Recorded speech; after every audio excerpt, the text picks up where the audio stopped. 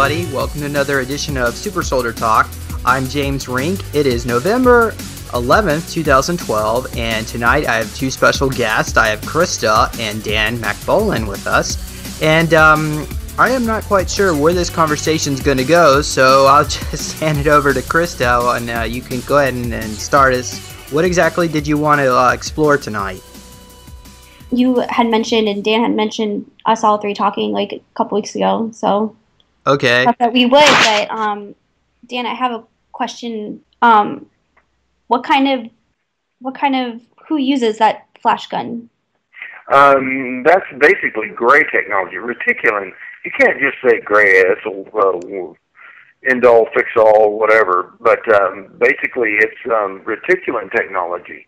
And what it does, it uses a set of 24 conical lenses that have a slit in the tip of it. It's like a drinking cup that looks like a cone, a snow cone cup. And each one of those lenses has a very fine slit in it, and they are all put together into an array. And a laser is fired through this the slit, and depending on which laser or how far the laser is able to go through each individual, you can ground out these lenses, and depending upon how you spin the laser through these slits, it will do different phenomena.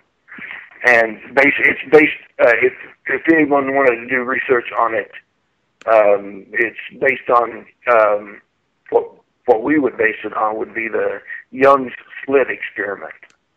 But I'm asking, who like, what kind of super soldier? I really hate using the word super soldier. But what kind of, like, who would use it? Like, what type of military? Anybody, mostly they're contained to a deep underground military facility. I've never seen one outside of one. There was a guy down in Taos that stole one, but held up with during the war of 1979, Battle of the Harvest Moon. Do you think some of them are hid?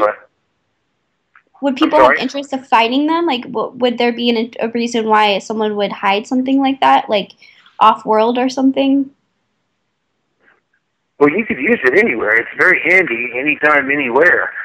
But the main purpose of it is you want to use that type of weapon in an environment where if you used, let's say, a weapon in an unsafe environment, you could cause the ammunition to explode.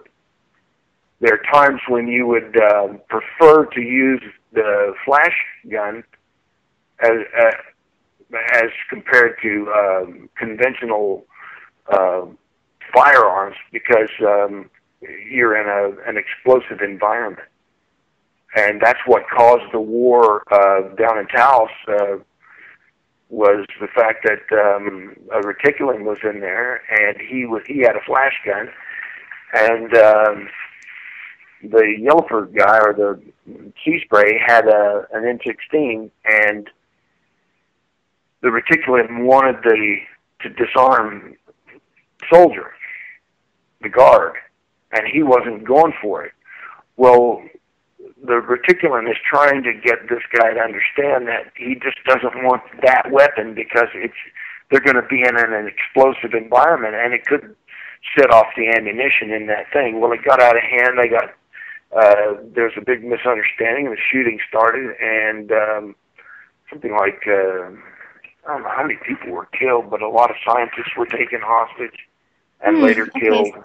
And is that the Dulce War? Crazy. The Dulce base? Yeah, that's the Dulce Wars. Yeah. Okay. It's interesting because I have memories of exactly what you're talking about. I know what weapon you're talking about, and I have memories of taking that somewhere and hiding one of those. Like, well, that's what the individual who when he left, I mean, there wasn't much left to pick up. I mean, he was traumatized from seeing all of his buddies get shot up, and he was pissed off about it, and he just went off the reservation.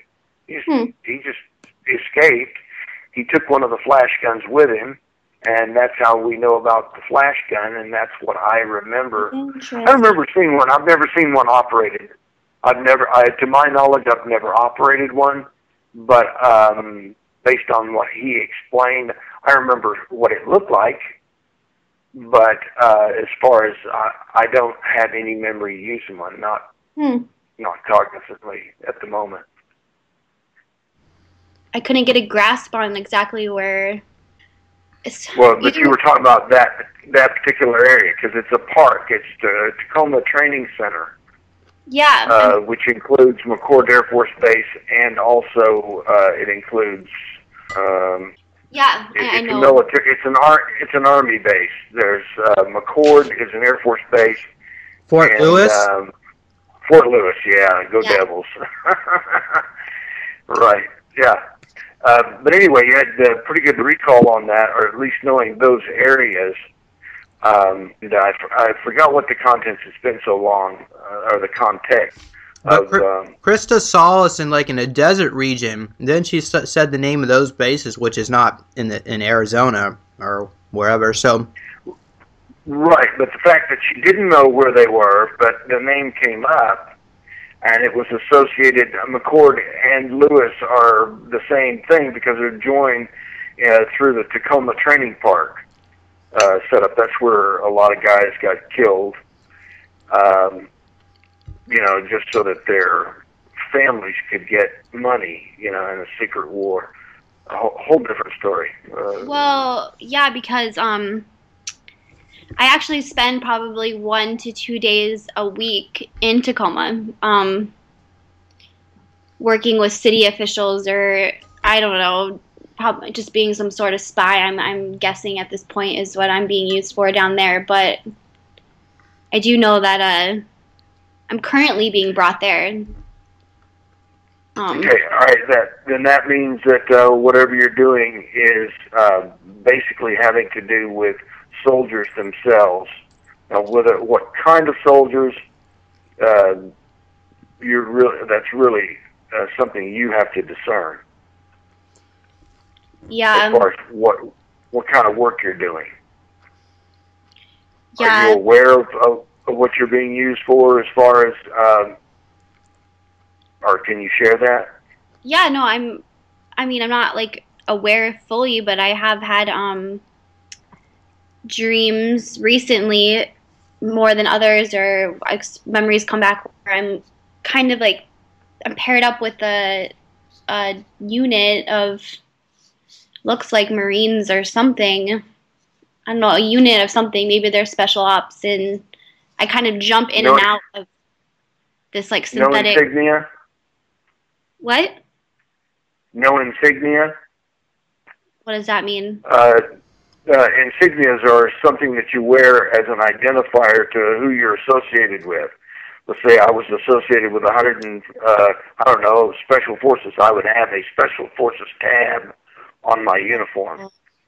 Yeah, I'm not really too familiar with the identifications of that. They just looked more like normal military attire. But nothing on their uniforms as far as insignias or symbols or patches. What color was the uniform? The uniforms that I've been seeing are green, more camouflagey. But it depends, because I've had a few recently where I'm in an alpha squad in there, and we're all in some synthetic bodies or big avatar bodies. Okay, what does the avatar wear? It kind of just looks like in the movie Avatar, but not as big. Okay, so there is no uniform, so to speak. It's just you're not wearing any type of accoutrements like weapons. You're carrying weapons. You're doing this. You're doing that. You've got this. Are you in civilian clothing? No. I'm jumping in and out of a avatar body that's made to with big guns and all sorts of things. Everything is already attached to the avatar. Yeah. Okay. Is there anything but I also have my guns too. Say again? I have guns and weapons that I carry, like, not attached to it. Anything that impresses you, really amazing or impressive to you? No, just like something that draws your attention, like weaponry that you think is really cool or strange to you. Well, it's weird how every single time the first thing that I grab is a crowbar, but I don't think that's like fascinating. There's just this, I just know like my gun. I don't know the type of gun that it is, but there's one gun and I know it's my gun and it's really big. And so does it have do you have to feed it ammunition, or is it just you just pull the trigger and it keeps going? It seems like you just pull the trigger and it keeps going, but I would assume that at some point there has to be ammunition put in it. No, there doesn't. Yeah, no, I just pull the trigger. It goes pretty. But I don't even know if my job is to. I don't know what. It depends on what I'm doing. I think lately I've been more of like aiming the shoot. I guess someone else has been pulling the trigger. Well, most weaponry that is used by a special, military-industrial complex doesn't have, it's just not standard weaponry. It's for instance, just for example, an Armalux weapon it has a charge on it, but you'll run out of enemies before you'll run out of an electrical charge. But it basically, you can vaporize people with it. It's looks like a flashlight. That's what you're talking. No, the vaporizing thing. I've vaporized people with it. That's totally spot on. Yeah, well, that's what the Armalux does. It's about 14 inches long. It looks like a flashlight, and it has 3 buttons on the side. These 3 buttons, the first one deals with the closest one to your hand. When you hold it up to where you're right-handed, yes? Well, I'm both. Okay, but you use your right hand predominantly. It really depends, honestly, but I think that I shoot with my left. When you're firing. My right. I shoot with my right. Okay. You shoot with your right. Okay. So basically, when you grab this weapon, you slide your hand up from the handle all the way up to the front of the muzzle of the weapon. It looks like a flashlight. There are 3 buttons that your first, your index finger, middle finger, and ring finger can touch, and you can turn those on. A child can turn those on and off and adjust them, but you only turn 1 button on at a time. And the first button basically will stun an individual. The second one is for lifting heavy objects. The third one is for programming or putting someone to sleep in a deep sleep. And depending on the setting, you can vaporize the individual once you have I'd like to mention that William Ross said that this device looked like a rod with an amethyst crystal on it. It's like a what? It looks like a rod with an amethyst crystal. I don't know if that's tall white technology. That's totally different thing. But you cannot vaporize anyone with tall white equipment. What their equipment will look like a credit card, only a little thicker, and they usually carry it in the left or right sleeve of their uniform. The next one, there's 3 different types. 2 of them are credit card-like, and one is a long, square, white rod, about 19 inches long, with a laser diode on the end, or it would look like a crystal on the end. and it has a little dial with a setting, and that's fatal shit there. That's what that does is it affects the iodine molecule in your body, and if you get shot in the throat with that, what happens is you bleed to death. You just start vomiting up blood, and that's, you know, they figure that's the humane way of getting rid of you. But that's more like tall white technology. Yeah. The Armorlux is the stuff that you use to vaporize people. As far as what I've seen and heard from what I've seen personally, and what I've used it, but I've used it for so many weapons. I totally know that one. That one is something that one that you're talking about, the that looks like a flashlight. It's is it usually like, it's not white, but it's more of like cream or gray usually? Right. Yeah, no, it's a cream or a gray color, and basically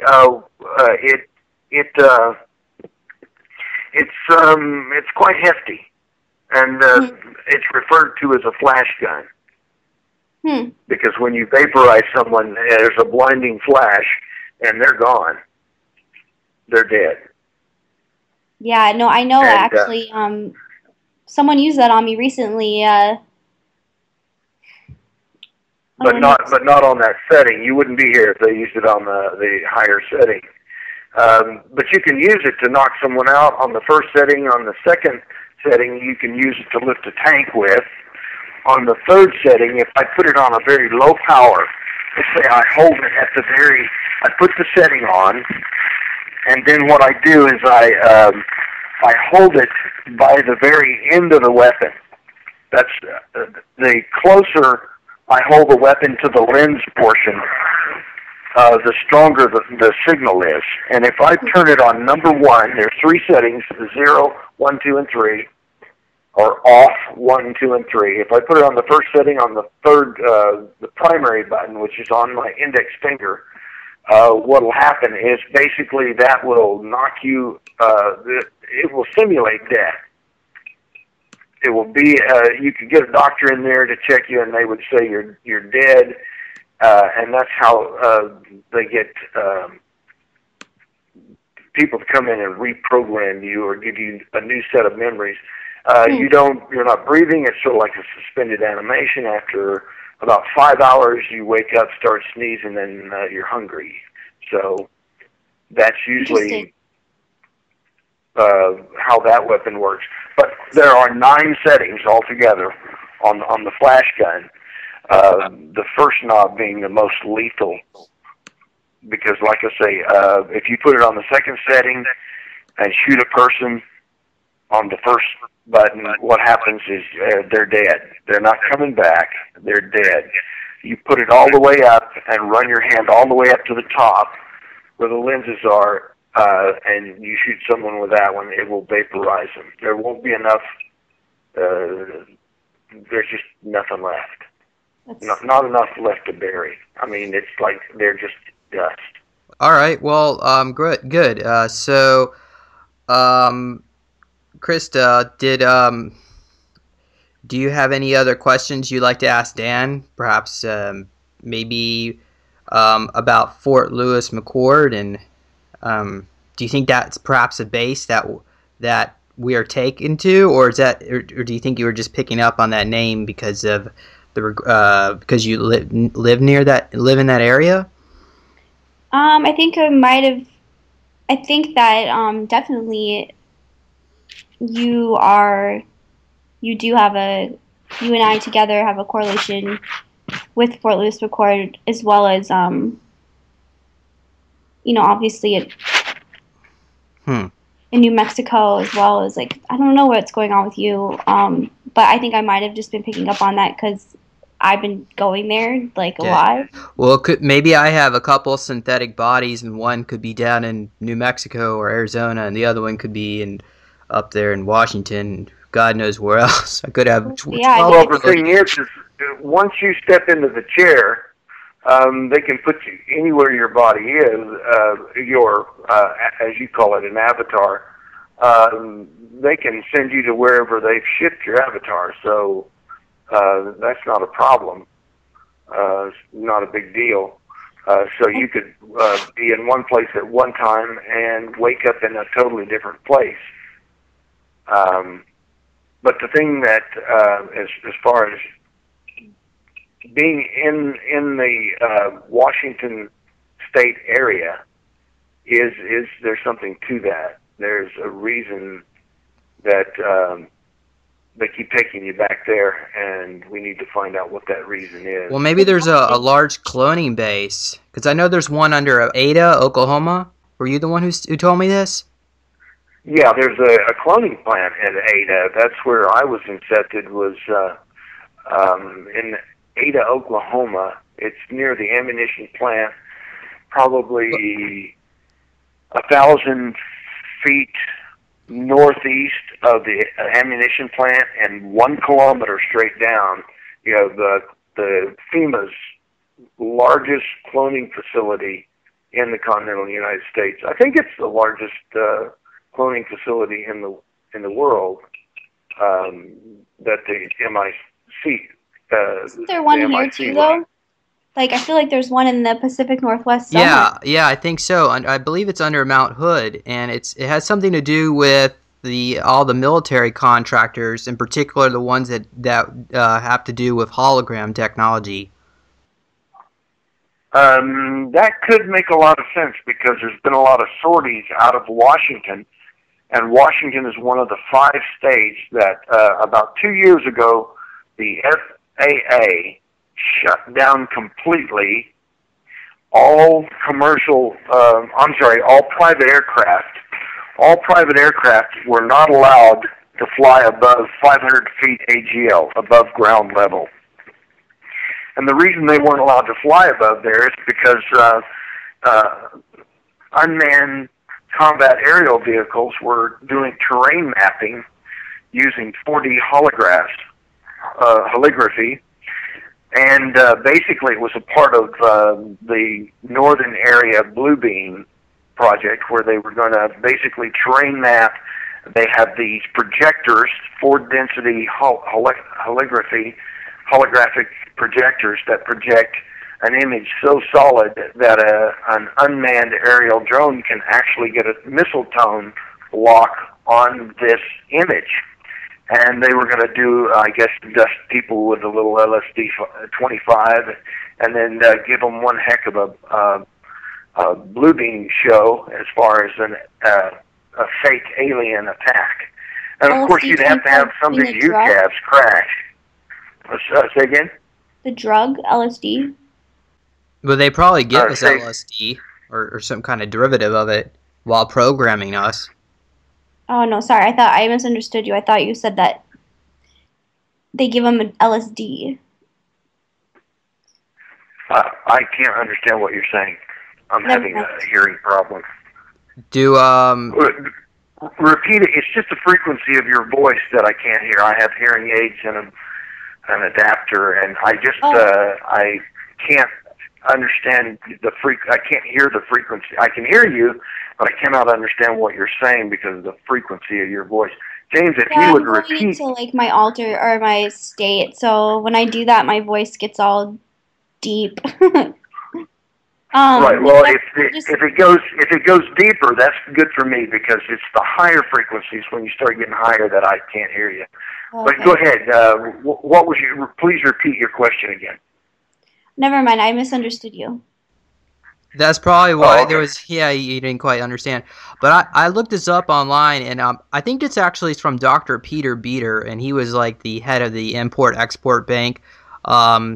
And he talked a lot about human cloning back in the early 80s. And he writes here, secret cloning site, Ada, Oklahoma, underground facilities being used to clone humans. The other cloning facilities are turning out weird creatures. The secret cloning facility at Bull Run near Mount Hood, Oregon is a large tract of forested land. The area has lots of electronic surveillance. Of course, those in the know that it's an underground facility which the CIA use. It's not an accident that Tektronix in the Portland area does work research with holograms. And it goes on here, it talks about Dulce base and so on. So tie between that with Dulce and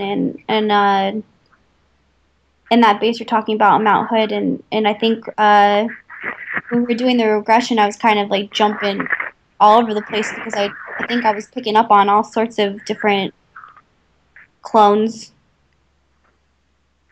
Okay. Right. A lot of things come through. A friend of mine reported about possibly an avatar, but an individual who's was so large. They picked him up at one of the bases in Washington, and his feet were. I mean, he didn't get to see the individual, but the loadmasters kept coming up there and making sure the door was closed. One stood by the door while the other one brought the entity in and laid him down in a fixture and clamped him in, and basically told him to go to sleep. And but his shoe size was the boot where you would tie down the boot was 36 inches from heel to toe. Oh my gosh. I mean, if you're talking an avatar, that would make sense. Yeah. Not a real entity, but just basically a constructed clone piece of meat. And maybe that's with some computers. In the last regression I did with Krista, she actually. I'm getting a lot of feedback. Okay. Yeah. I'm sorry. And also, I think Krista as well. I don't know what's going on. How about now? How about now? Okay, well, yes, I guess so. But Krista, what she actually saw was going on with me in particular is that they would put my consciousness into a clone avatar body, and then but this body would be tied up with chains, and so I wasn't actually being used in that form on missions anymore because I'm no longer cooperating with the programming.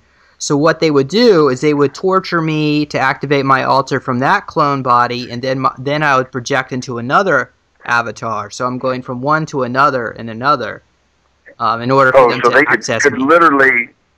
So basically, what they're trying to do is because they're torturing an expendable piece of machinery, they can get to you psychically where they couldn't do it to you physically, and without tremendous loss, financial loss, they can. They would much rather try to control you via the entity of the avatar, or it could be what's considered virtual reality. There are levels of virtual reality where I can put you in a trip chair, I guess you'd call it, and basically create a virtual reality around you and run a series of scenarios, torture people, kill people in front of you and say this is going to happen to you, or use psychological operations in order to get you to comply. That is possible also because killing, machineries that take time to grow is expensive. Yeah. And VR is a lot cheaper. I was told that each clone avatar cost about, anywhere between $1.1 to $1.8 million. And yeah, that you could have a dozen of them. You gotta grow change them out. Yeah.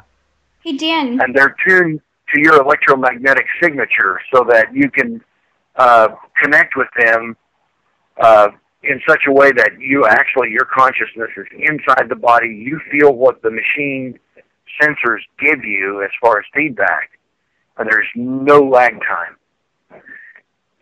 There's no lag time between your responses. You're actually much quicker that way. But go ahead. I was just wondering if you knew anything about the dolphins in the Navy and maybe why or how I could be tied to that, because I know there's some correlation over in Bangor, Washington over here. There's a place where they keep the dolphins, and I know that I have some sort of dolphin DNA in me, and I've been told we we have a project. What I know of it is what they release basically through Hollywood, and what I've heard Navy SEALs talk about when they get too drunk.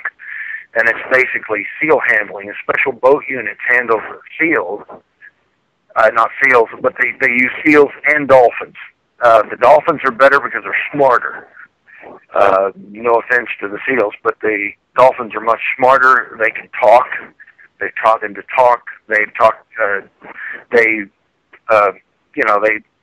And that's old technology. They put weapons on them, and they can go down and kill a tango swimmer, a terrorist swimmer, or the target, a tango. They can go down there and swim up to them and bump them with this, and they carry it in their snout, and it fires a bullet, 1 to 3 rounds into the swimmer, and they dispatch the swimmer that way. But you can also use it. They also use them to spy. Right, because they can actually come back and tell you what they said, or you can literally hook them up with implants so that you can monitor, and they can carry equipment that can penetrate buildings so that you can listen and see, do all kinds of things. And I feel like I've been used for that. I feel like I handle dolphins in a way or something like that. Have you actually ever physically swim with dolphins and have them react to you? Yeah, I did. Have you ever been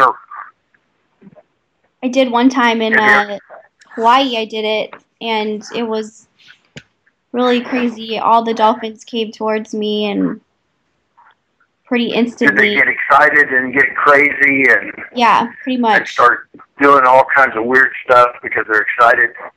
Yeah, I didn't know what was going on then, but I also had that same type of, whenever I see, like, an alligator or something at, like, the zoo or wherever, like, the alligators and the reptilians always notice me instantly, and it's kind of creepy. They make eye contact pretty, like, abrupt. Right, yeah, and, well, your enemies, as far as those two species, they would not get along well. But, yeah, I mean, if you're going to incorporate DNA and hybrid someone, definitely you would want them to work with the real thing. Well, yeah, I have memories of it, of being traumatized with the dolphins. They use the dolphins to traumatize you? No, they would traumatize the dolphins, and they would traumatize me, and then it would kind of be like a trauma bonding thing, where that's how we kind of, I don't know if that's how we became, like, telekinetic together, or I don't know if that's the right word. Right, almost like you're basically relying on each other for emotional support. Yeah, and that's how they did it. Yeah, that's been done. Well, Krista, do you remember how they traumatized you? Yeah, they put us in, like, from what I remember, they put me in, like, a tank. There was 2 tanks, one with a dolphin and then one with me. And then it had a lot of, like, they would, like, electrocute the dolphin kind of in some sort of way, or something electrical in its tank. And it had very little water in his tank, and then I was like filled with water, some sort of like near drowning experience. So they're trying to elicit a bonding between the two of you by torturing the dolphin and you at the same time.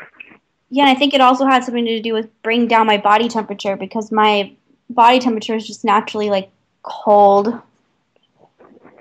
When you swim in fresh water, does your skin turn blue? Even if it's warm water? It used to a little bit more when I was younger, and now I just get, like, I don't know, I don't notice any, like, physical differences between me and the water. I just know that I can swim forever and ever and ever and ever and ever and ever and ever, and there's never any sort of issue. And you don't tire. The water actually invigorates you. Do you prefer salt water or fresh water? I just like to swim in general. As soon as I jump in the water, I turn in my dolphin comes out. Well, I mean, you yourself, do you prefer the ocean water or salt water, or do you prefer fresh water? You yourself, if you were going to go swimming today, would you go to the ocean or would you just go to a lake? Well, I live next to like a really, really big lake that I like, Lake Washington, so I'd probably go in the lake. But if I was somewhere like, I would prefer like warm tropical ocean water if, if that was an option. Okay. Right. Well, that sounds congruent. But I just like deep water. I remember being, they would throw rings into like a deep pool, and then me and the dolphins together, we would dive down and get the rings, kind of like playing together. Right. That's a bonding period.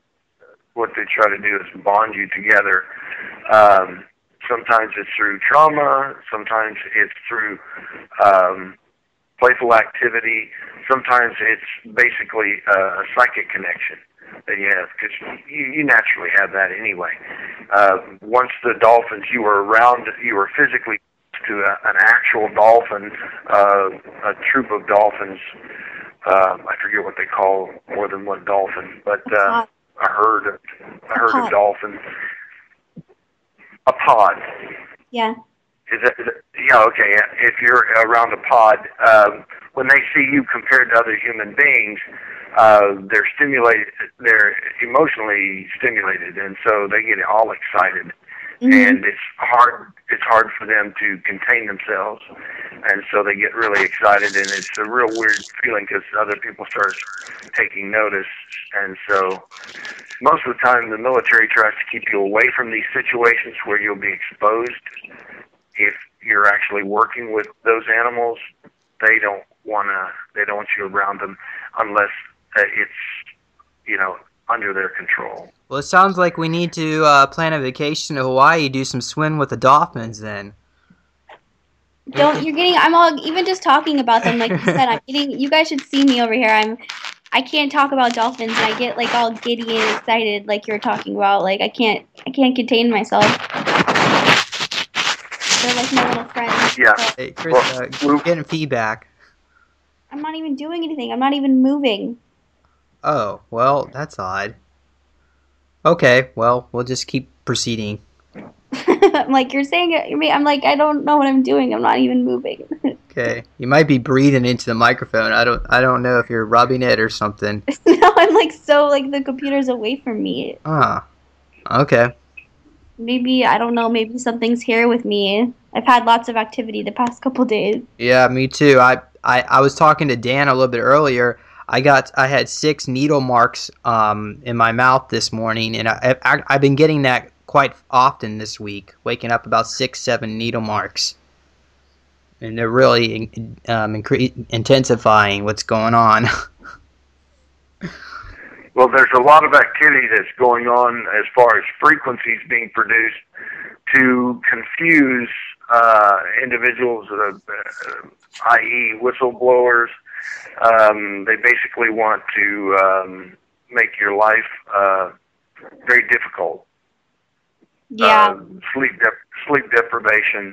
They want to, and it's basically a signal. They recorded it in the Seattle area, and I sent a copy of that. I believe I sent a copy of that recording. It came over a speaker in Seattle, Washington, was recorded about a month and a half ago, and it's causing all kinds of problems with remote viewers. They're actually targeting remote viewers with this signal.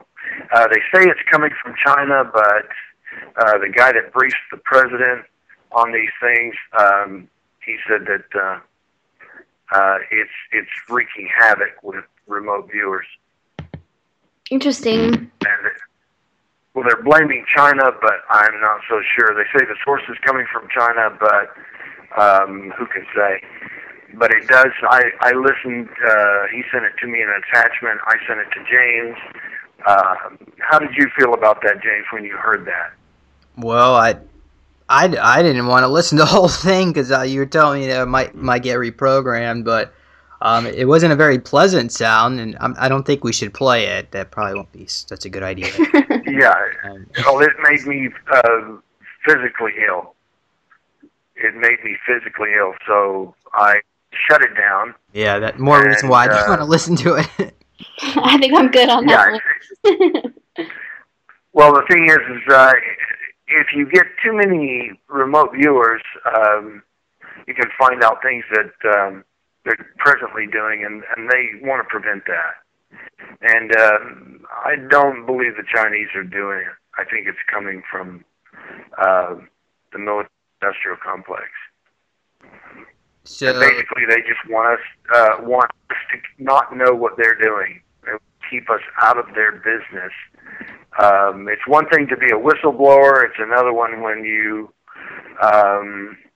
basically continue to snoop on their operations, and they don't like that. And especially when you know how to get around and defeat the remote sensors that are placed there to prevent you from penetrating their security. And Dan, you told me that you actually went into one of these bases and you saw some kind of frog lizard or something. There was an individual that looked like I would say an amphibian type individual. Okay, and you were actually astral traveling. Why don't you explain a little bit how that actually happened?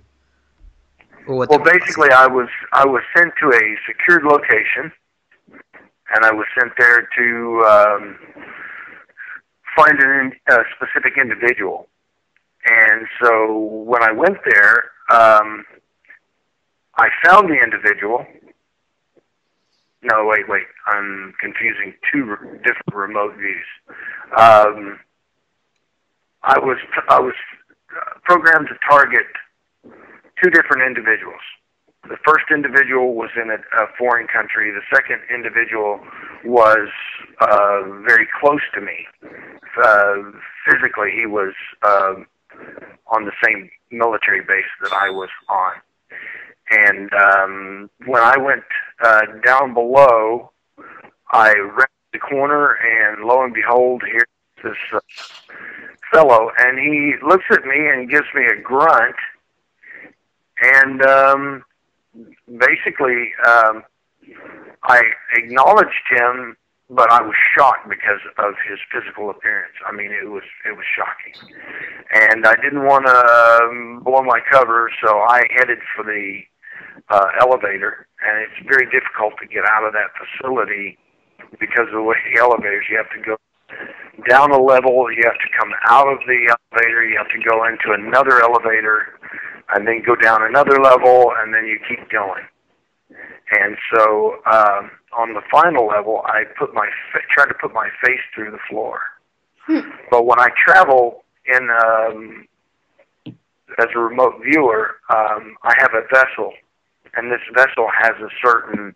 Have you ever seen the movie Predator? Yeah, I have. Okay, basically I go as a cephaloid, 7-8 feet tall, predator-looking fellow with the dreadlocks and all. And anyway,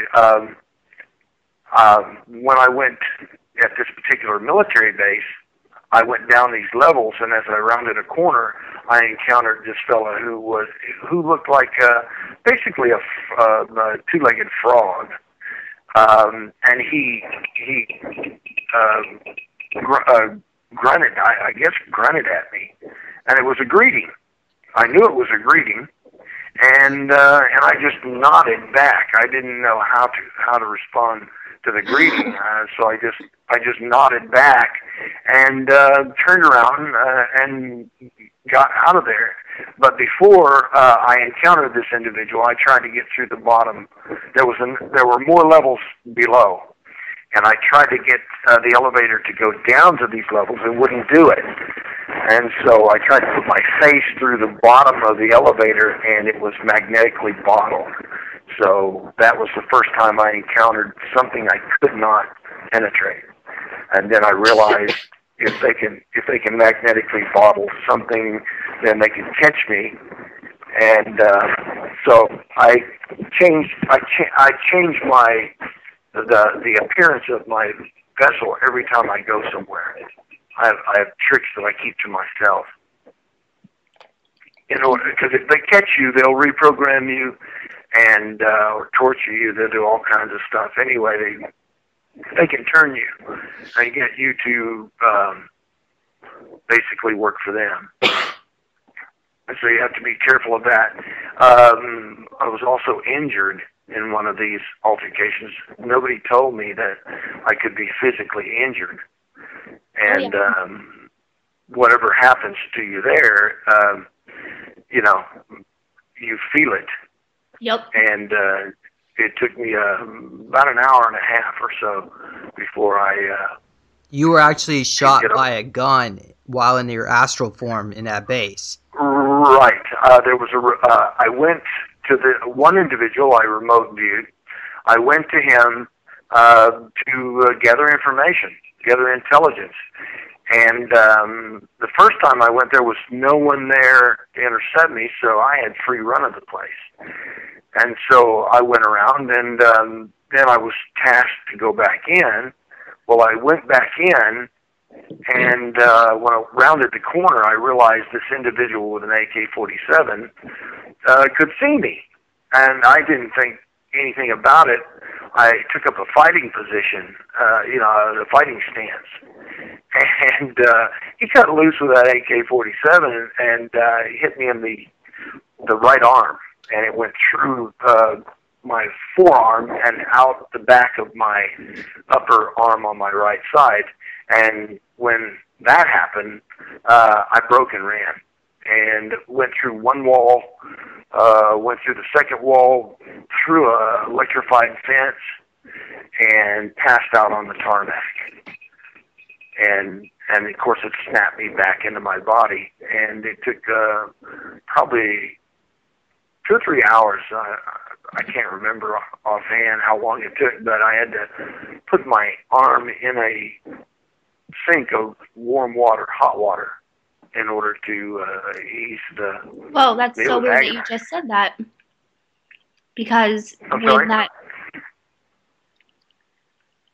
Because when I first found out about all this, I was slipped LSD at a bar, and I left the bar in this rage, and I was drawn to this agent dude who came over to my house and told me a bunch of stuff, kind of that's turned out to be very true in a lot of ways. But he needed to soak his hand in hot water immediately as soon as he got here. Hot water and baby powder. So maybe he astrally jumped over here to protect me. Well, what happens when you lose consciousness? You snap back into your body, which is in and of itself a painful ordeal. It hurts when you. It's very painful when you snap back into your body. And so, to me it was. And so the thing is from that point on, I had a lot to learn from the fellow who was tasking me, and I learned a lot from him, and tricks that I just don't share with anyone, because it's my way of getting out of bad situations, and it works. And it's ways that, and of course you have to adapt a lot in order to do this without, and a lot of times you need safe places to escape to as well. You don't always go the same way. You take different paths. The more complicated, the more complex, the better. And so that's how my remote viewing got better. Now it's not very good at all. All right, great. But you do have to protect yourself when you're in an astral plane, because you can get your butt kicked, and it's no piece of cake. I'll put it that way.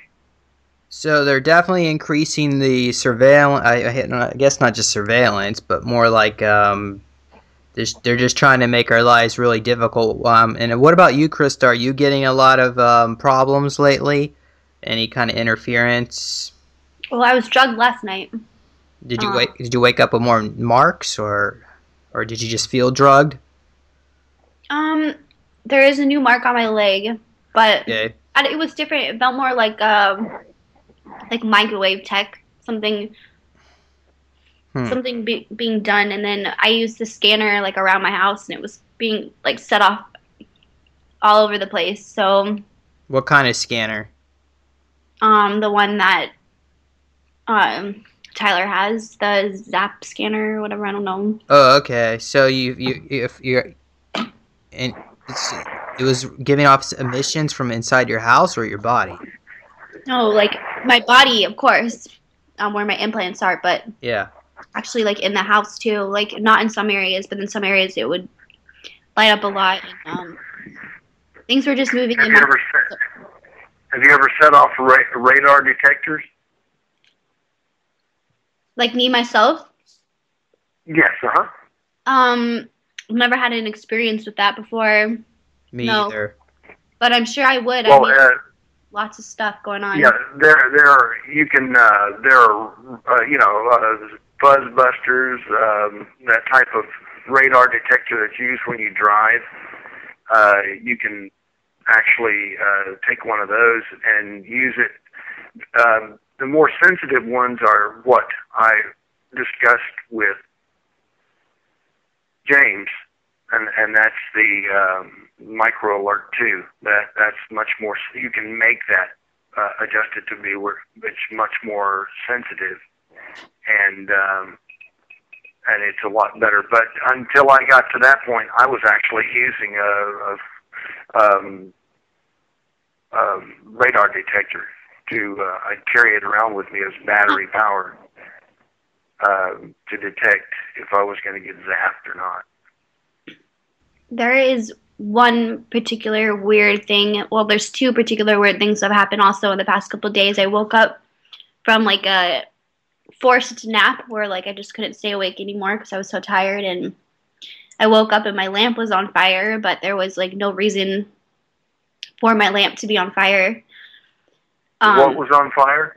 My lamp in my room. It was like completely on fire, and like my fire alarm and stuff didn't like to go off immediately. But then my fire alarm went off in my entire building, and like no one came for like ever. Right. I've had that happen. I had a fire here, and the radar detector did not go off, and it was 5 feet away from the fire. Maybe they're using remote viewers, like telekinesis or something. Yeah, that was definitely something else, not myself. I was called by a guy that, again, that does the briefing for the president, and he called me up and tasked me to look at the Olympics, the 2012 Olympics in London, and see if any of the royalty was going to be attacked. And basically all I did was just run down a list of possible avenues in which they were vulnerable. And lo and behold, there was like 2 weeks in between the time that he tasked me to do that, and they actually had the equipment that I asked for. It was they had the equipment right there. They were using the equipment at the games that I requested. The exact same frequency of LEDs, which are military use only and hard to get, but they seem to have no problem getting them. But it was to protect the individuals in the crowd from Novel 11 type. There's a Novel 9 type biological weapons, and then there's a Novel 11, which is electrochemical, we'll put it that way. The Russians discovered it back in the 70s when they killed 1,800 people in a small village in Siberia with pulmonary anthrax.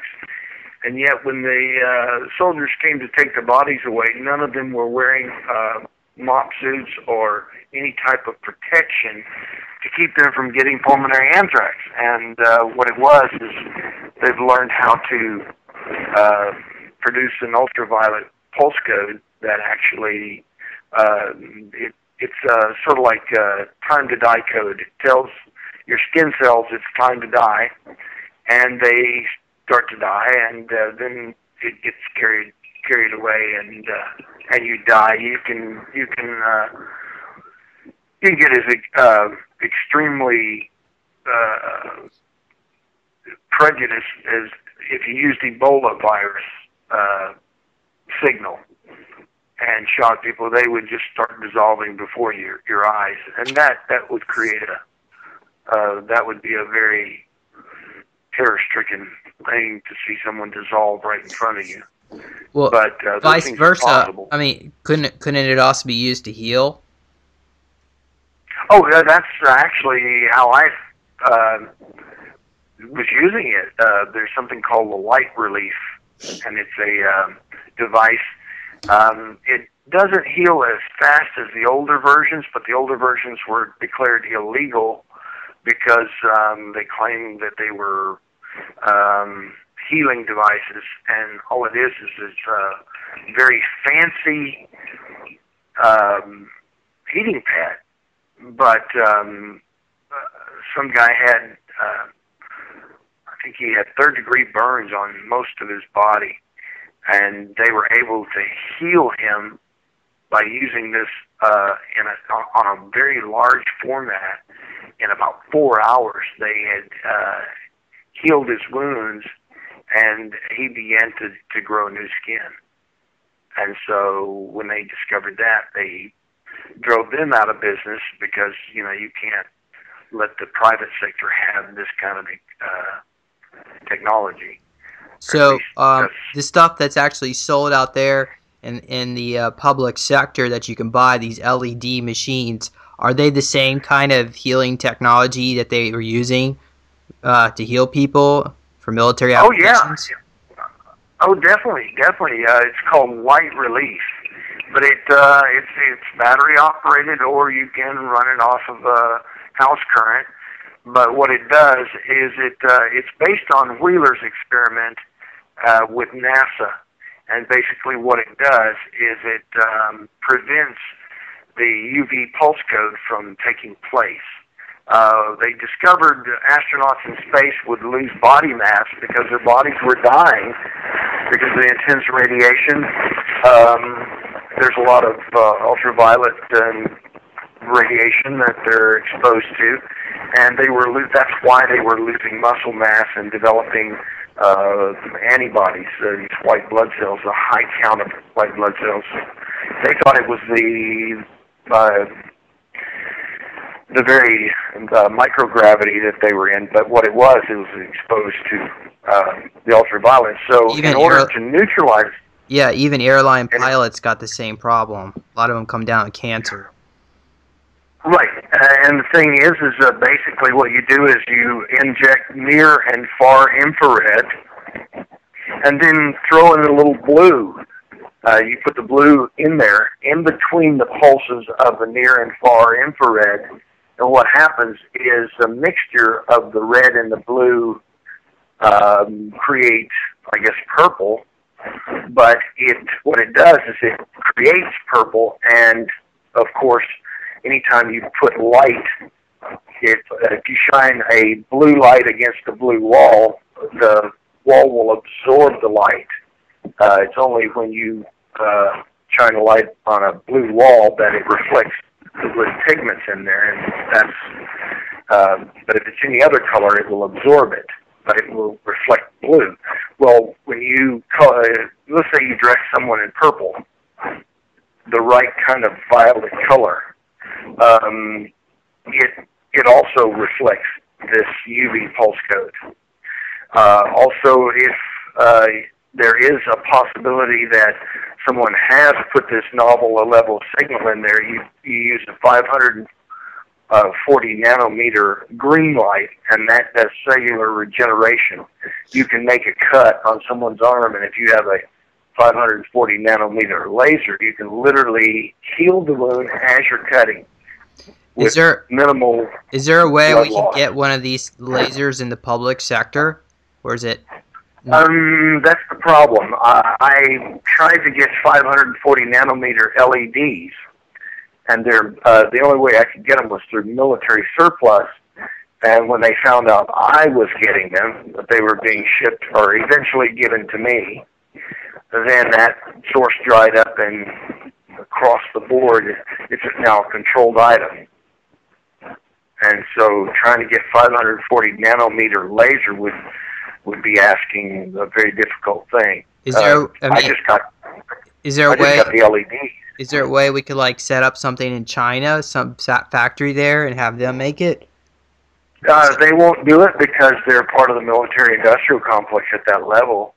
But the thing is I have a bunch of these 540 nanometer LEDs, and you could actually include that if you had an engineer plug these in with the blue lights and run them on a certain cycle. You can accelerate healing much faster than Wheeler's experiment.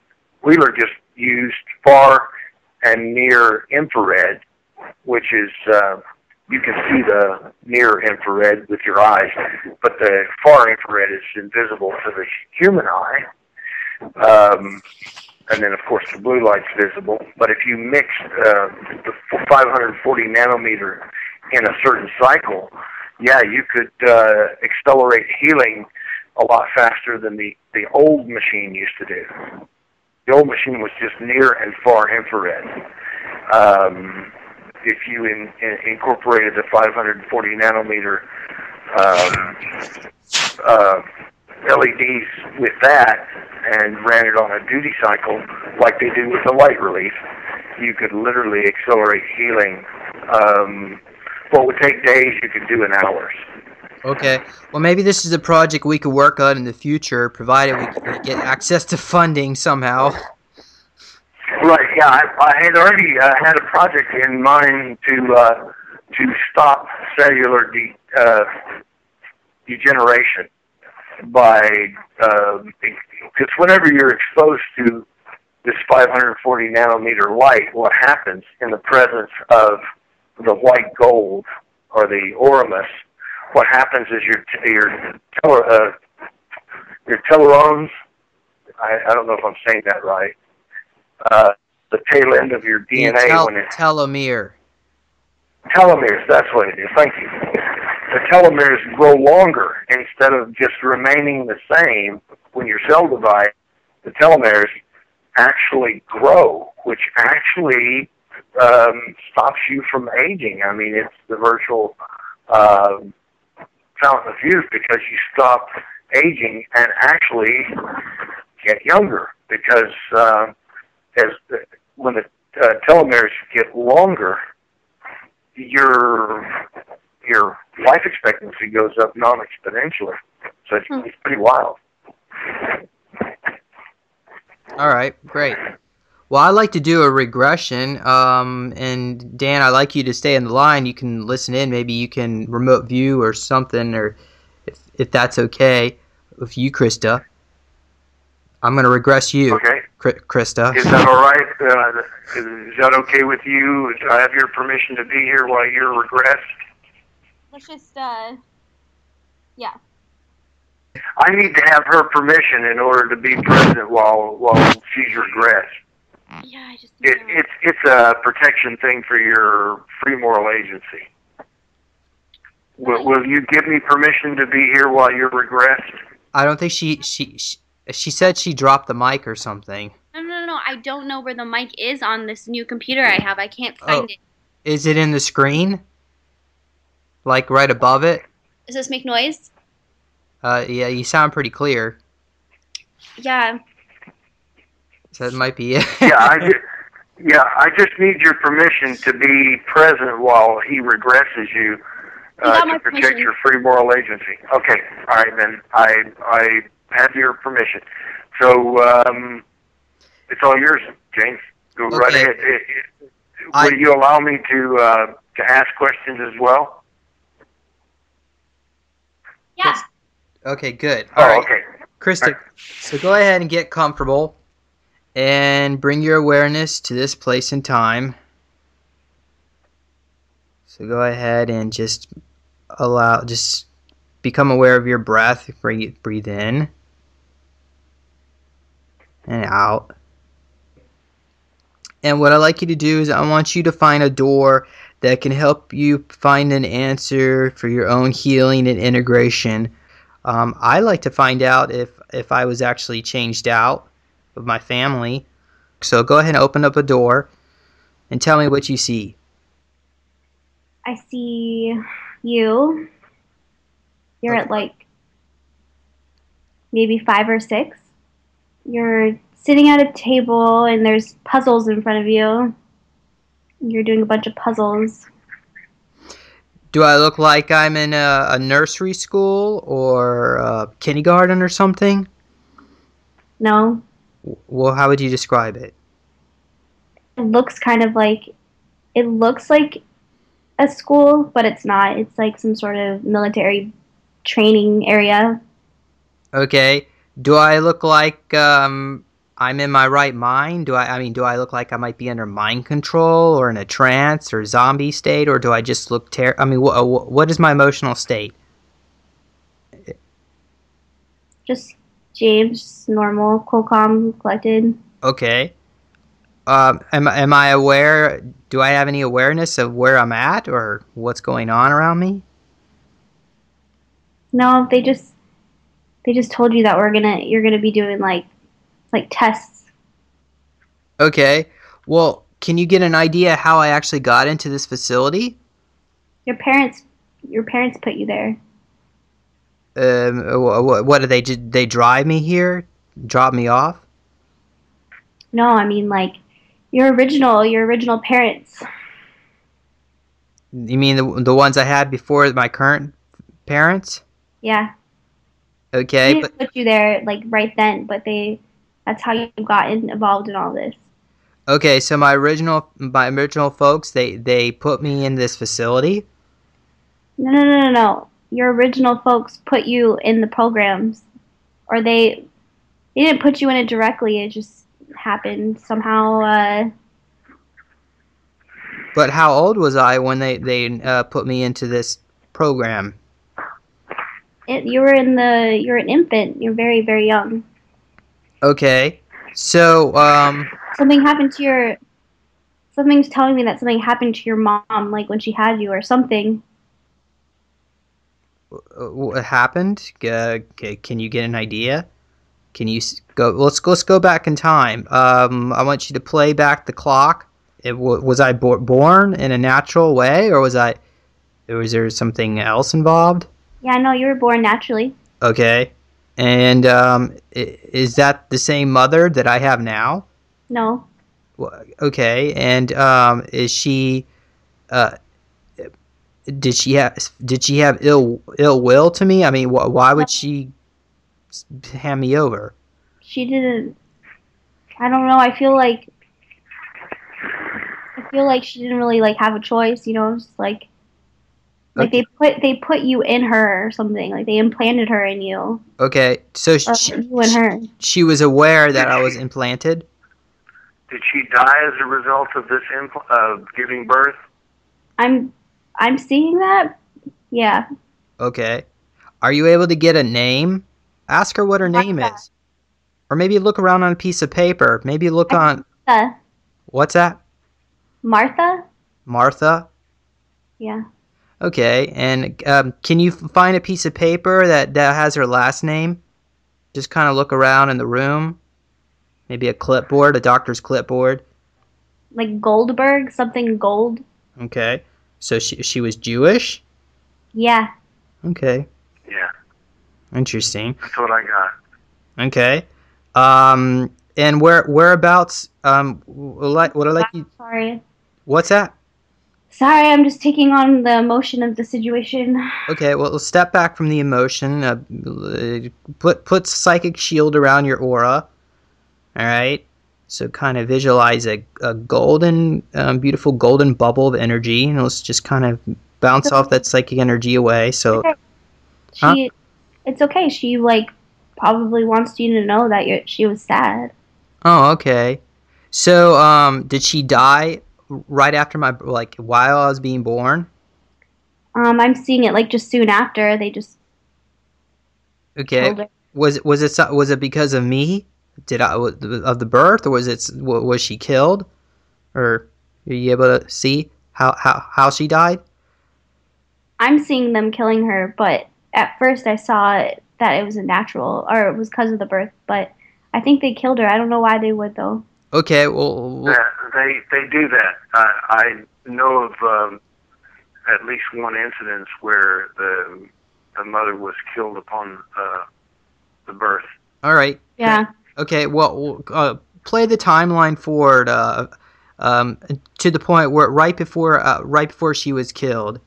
And kind of describe what you see in the room around her. What happened? What are the series of events that causes her death? She's sitting there. Your dad, no, there's no one in there. There's no man. There's no father in there. I feel like your dad they just used his like special DNA or something, like I don't know. It was never like a husband-wife situation that I'm picking up on. So she's alone, and was she artificially inseminated? I don't know. I'm thinking maybe or something, like it was planned. Okay, and but she wasn't married and in love with this man. No. Okay. Was it was it a project, like a secret military project she agreed to participate in? She didn't agree to this. Oh, what? She didn't agree to this. None of this. Well, okay. But was it a secret military project that was coordinating all this stuff? Well, yeah. Okay. All right. Well, we'll go play the timeline forward to the point right before she died, it's not in like a normal hospital where it's like an underground facility. It's very like surgery, like a surgery room. Okay. There is actually like people, like military personnel or some sort of people at the door guarding it, and there's your mother, and she's sitting in she's not laying down like a normal, she's like in it looks like a dentist chair, but it's kind of laid down in her, and there's just like some weird looking thing. It's not like it's all men. I mean, it's all okay. Men in black. I see men in black. I see some people in like white coats. Okay. Are you able to get to see a date of birth on a piece of paper, perhaps? I see 1976. Okay. And can you get a day and month on a piece of paper? Maybe find a birth certificate or something they signed. Well, I mean, there's nothing like that. Okay. Are you able to get a date? I'm seeing April 9th, but I don't know what that is. Okay. All right. And so how does she die? They just put something over her, like kind of like gas her out or something, it looks like. Okay. Why did they kill her? Well, she's a loose end. She's a loose end that has to be tied over, and the quicker the person that killed her had to do it before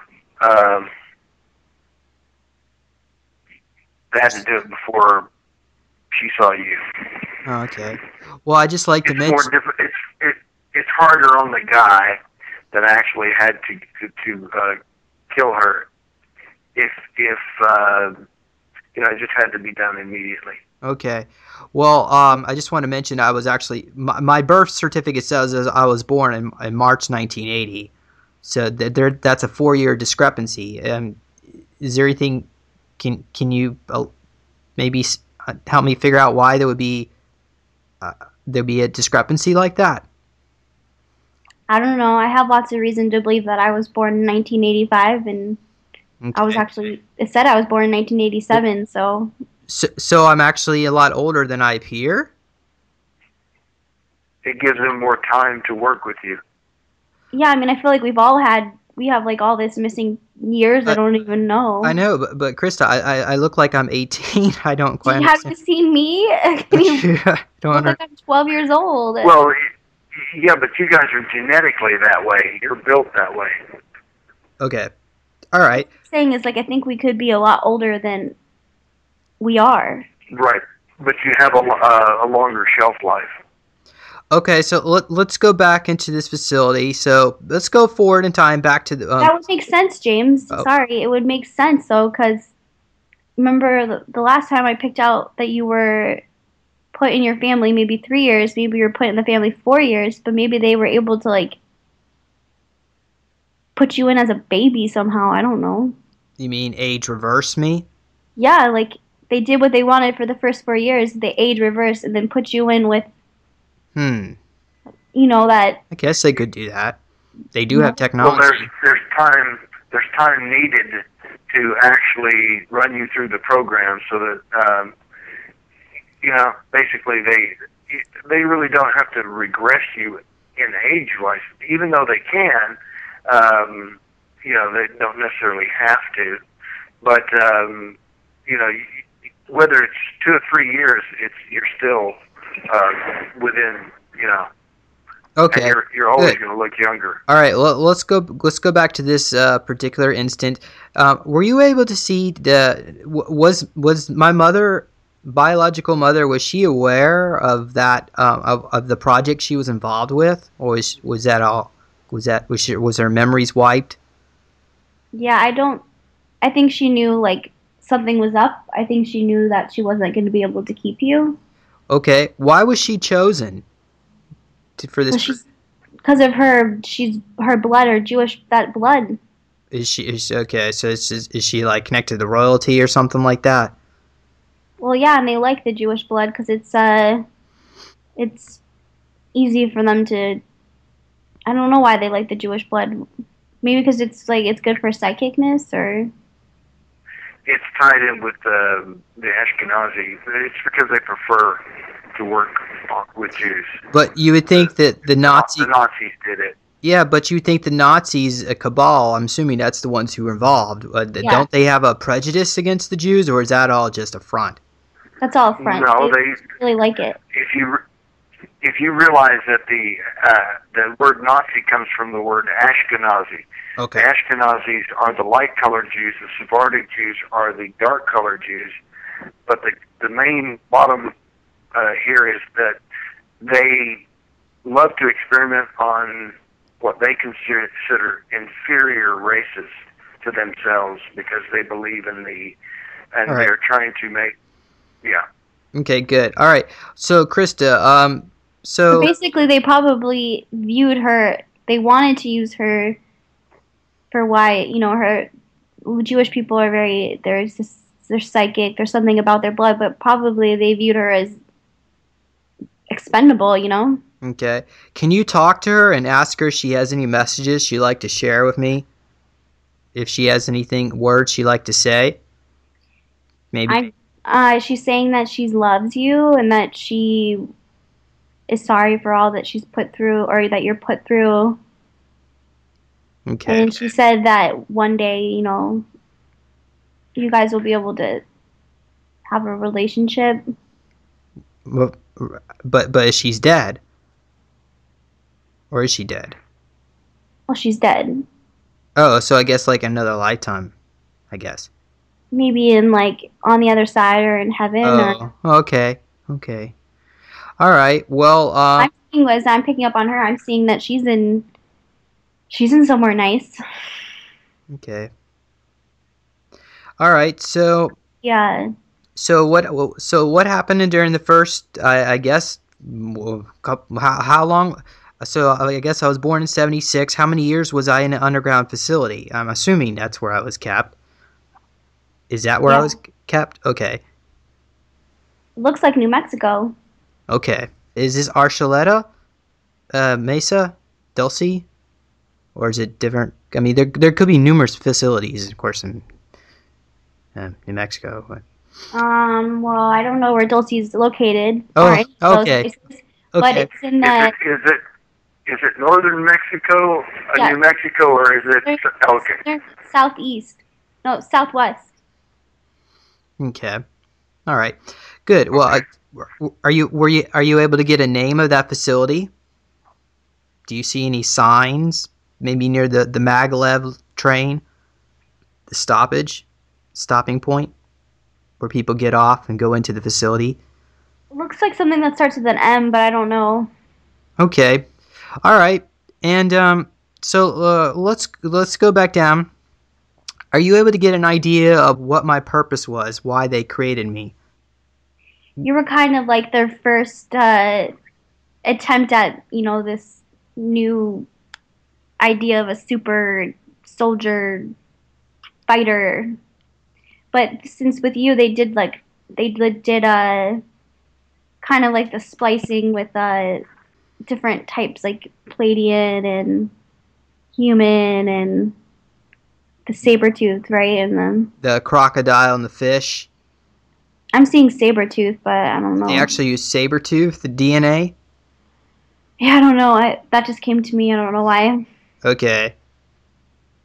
Well, all right. Well, no judgment here. Okay. So, how many years was I kept in this facility? So go ahead. Four. 4. Okay. So, what happens around 1980? What is that when they insert me into my new family? Yeah. And how was I inserted into that family? Into my current family, I guess you could say. James, are you an only child? No, I have an older sister. I don't know. Something told me that like your mom wasn't able to have another baby or something. Well, maybe after me, I don't know, but yeah, my current mother. Yeah. Was it so? Did they actually insert me into her in vitro or something? No. Okay. So how was I implanted with my current family? I don't know. Maybe they made her think that she was pregnant or something. I don't know. Hmm. So did I just show up one day in their nursery and she started taking care of me or what? Maybe they programmed her like that. Okay. Well, they would also have had to do it to my other family members. Can Right. you? Yeah, it's called embedding. Okay. Well, can you we'll play the timeline forward, and kind of get an idea. Maybe see are any of my other family members brought into this underground facility and programmed? Yeah, I see an uncle or something. Your sister, I think. I think I'm seeing her. Okay. So they're all and what are they doing to them? I don't know, man. I'm seeing like them all as like clones or something. Oh. So did they like change out my family with clones? Yeah, or something like that. Yeah, like How many of my family members are clones? most of them, all of them. Do they even have a soul? Your mom doesn't. I don't think your dad does either. Hmm. I guess that kind of makes a lot of sense in a sad way. Well, did they have souls before they were changed? I mean, were they? Yeah. So were they Yeah. changed? Were they? Well, I mean, if they're there, then where are they really? Yeah. Where are the originals? What happened to the originals? Oh, I don't know. I What don't did know. What did they do with my original family? Not that I hate to say the original family. The one Well, that changed me out with the clones. they're destroyed. Can you? Once you have a copy, you destroy the original. I know that, but Krista, are you able to see if they were if they destroyed them, or were they put stasis? I'm seeing some pretty horrible shit. What did they do to them? Cages, animals. Okay, so they were experimenting on them. They didn't just No, they just ripped them apart in the cages. Okay. But I don't know, because how would they? I mean, how would you delete the original, or how do you make? How can your mom keep moving the way that she's moving and not have an original to kind of keep her going? You mean because the clones keep having to be replaced? But how do you keep a clone alive when the original's not alive? I don't quite understand what you mean. You mean like changing out the clones? Cryogenics. You keep a sample of the DNA and destroy the original, and you can always go back because you've got the original, but you don't have to maintain them or their bodies because you've cryogenically frozen their DNA. Is that what you can make as many copies as you like? Do you see that, Krista? Is that what they did? Cryogenics? Yeah. Okay. Well, they just. I don't. Yeah. All right. I don't know why they did that, James. Okay. Can you get an idea of what kind of people were responsible for doing these kind of things? Any names of individuals, or is this military, or is it reptilians, or who is doing this? Involved? There's something about you, James. Like it was the military, mainly I think there's like some reptilians and maybe some other. I don't know. It just seems like military mainly. Okay. Like Black Ops type of stuff. Do they do this? Have they ever tried doing stuff like this before? Changing out all your family members and embedding people? Or was I like the first one they did this to?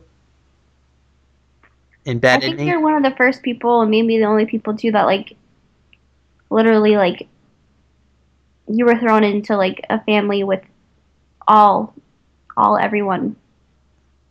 Because because none of them they lack nurturing capabilities. Well, my family did. That's just part of. That's the programming. Okay. Well, do they still do this? Do they still embed people into clones, families that are all clones, or? No, I think that they've discovered that it's probably best that there's a few people in the family that can nurture, because it creates more confusion and. Okay. Because if you have some family members that are actually like normal people that love you, and then you have some family members that are like completely soulless and don't care, it keeps you. It's a way of keeping you in the family, and in your instance, it's kind of like you don't feel any responsibility to them really, because they're such assholes. And also, when they embedded me with this current family, what happened to the version of me? Did my mother actually have a baby, and they changed me out with that baby? James, I really think that might have happened, but I really hope not. It's okay. All right. Well, is there anything else we should explore with this? Perhaps is there a project? Is there a name of this project? I don't know if this has anything to do with Project Surrogate, but that's just what came to me. Okay. Right. All right. Well, that sounds about right. Are there any files or documentation anywhere in the world that could help me prove that this actually happened? Something's like so like. I feel like they made you watch it like before they did it. You mean they made me watch them kill all these people? A lot of it, yeah. And like I feel like I don't know what's going on. Maybe I'm just watching it myself right now. Okay. Interesting. So but I guess I wasn't aged regressed when it happened. So I would have been about 4 years old, and I watched these people die. Yeah. Okay. I guess that was just to make me feel like there's no hope. Yeah, I don't. Okay. I think personally, James, that your dad, your original father, he did something because he was a good man, and he still is a good man. I think he's still alive, actually. Pause that. Which father is it? The one that I'm my embedded family, or your dad, your original dad, the guy with the Palladian in him. Oh, okay, the one that. Okay. So he's still alive? Is he? All right. So go on.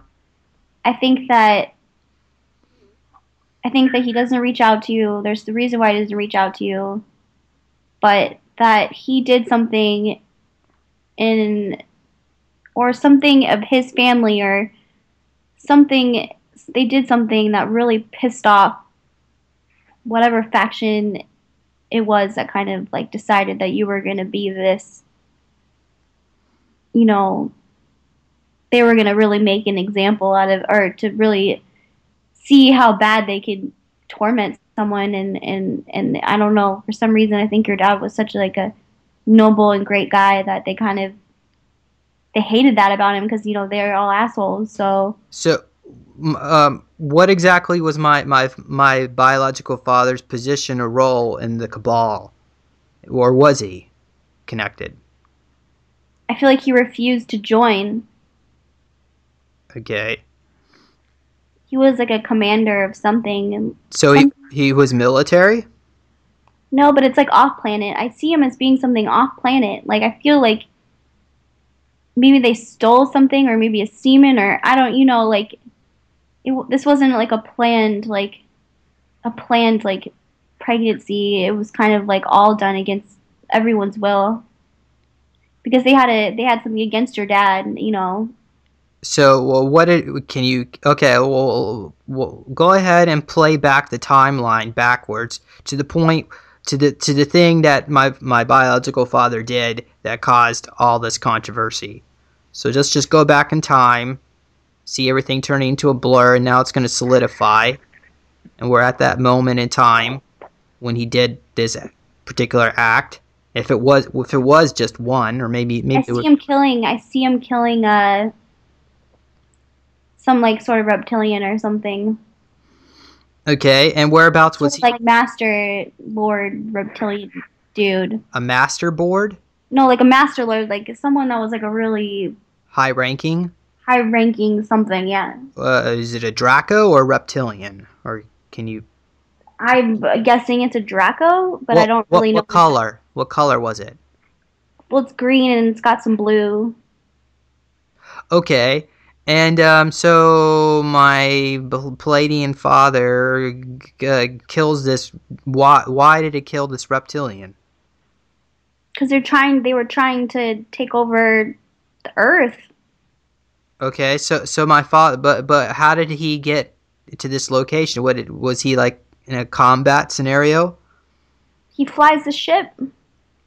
Okay, so what happened? So how did he get in contact with this reptilian? Did he just teleport onto the ship, or what? Did he? There was some sort of war going on. There's still that same war going on. The reptilians actually, the Pleiadians or Plejarians allow the Dracos or the reptilians to come into their society because they thought they were benevolent. And they found out they were benevolent, and that's what your father was caught up in, was the war that took place when they discovered that the reptilians had a different agenda. But my biological father, this Palladian guy, was actually half reptilian himself. So that sort of kind of puts a twist in all this. But they forced him to take sides, and okay, he chose. All right.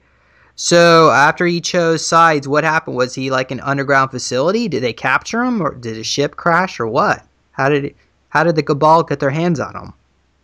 Yeah, like they captured him somehow. Maybe something happened in that battle where he.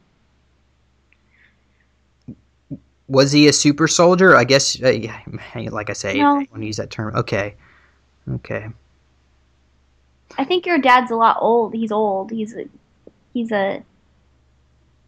not like he's not a human. He's old. He's like, he said, tell my son, or he said something about you being stubborn just like him, and that's gonna get you far. It's gonna get me what? He said it'll get you far, but he's like, that's my son, stubborn like me. Yeah, right. Well, it gets me in trouble too. So he has really beautiful, because he has he's with the Palladians now, I think, but I know he is actually, but since he has some of that reptilian DNA, and they also care about you too, even though you have all sorts of stuff. But I feel like maybe his father was tied up in the same type of situation, or something had happened, because like, how did he get that reptilian DNA in him, you know? They let them into the society, and many of them intermingled. Well, that's what I'm getting, is that they let these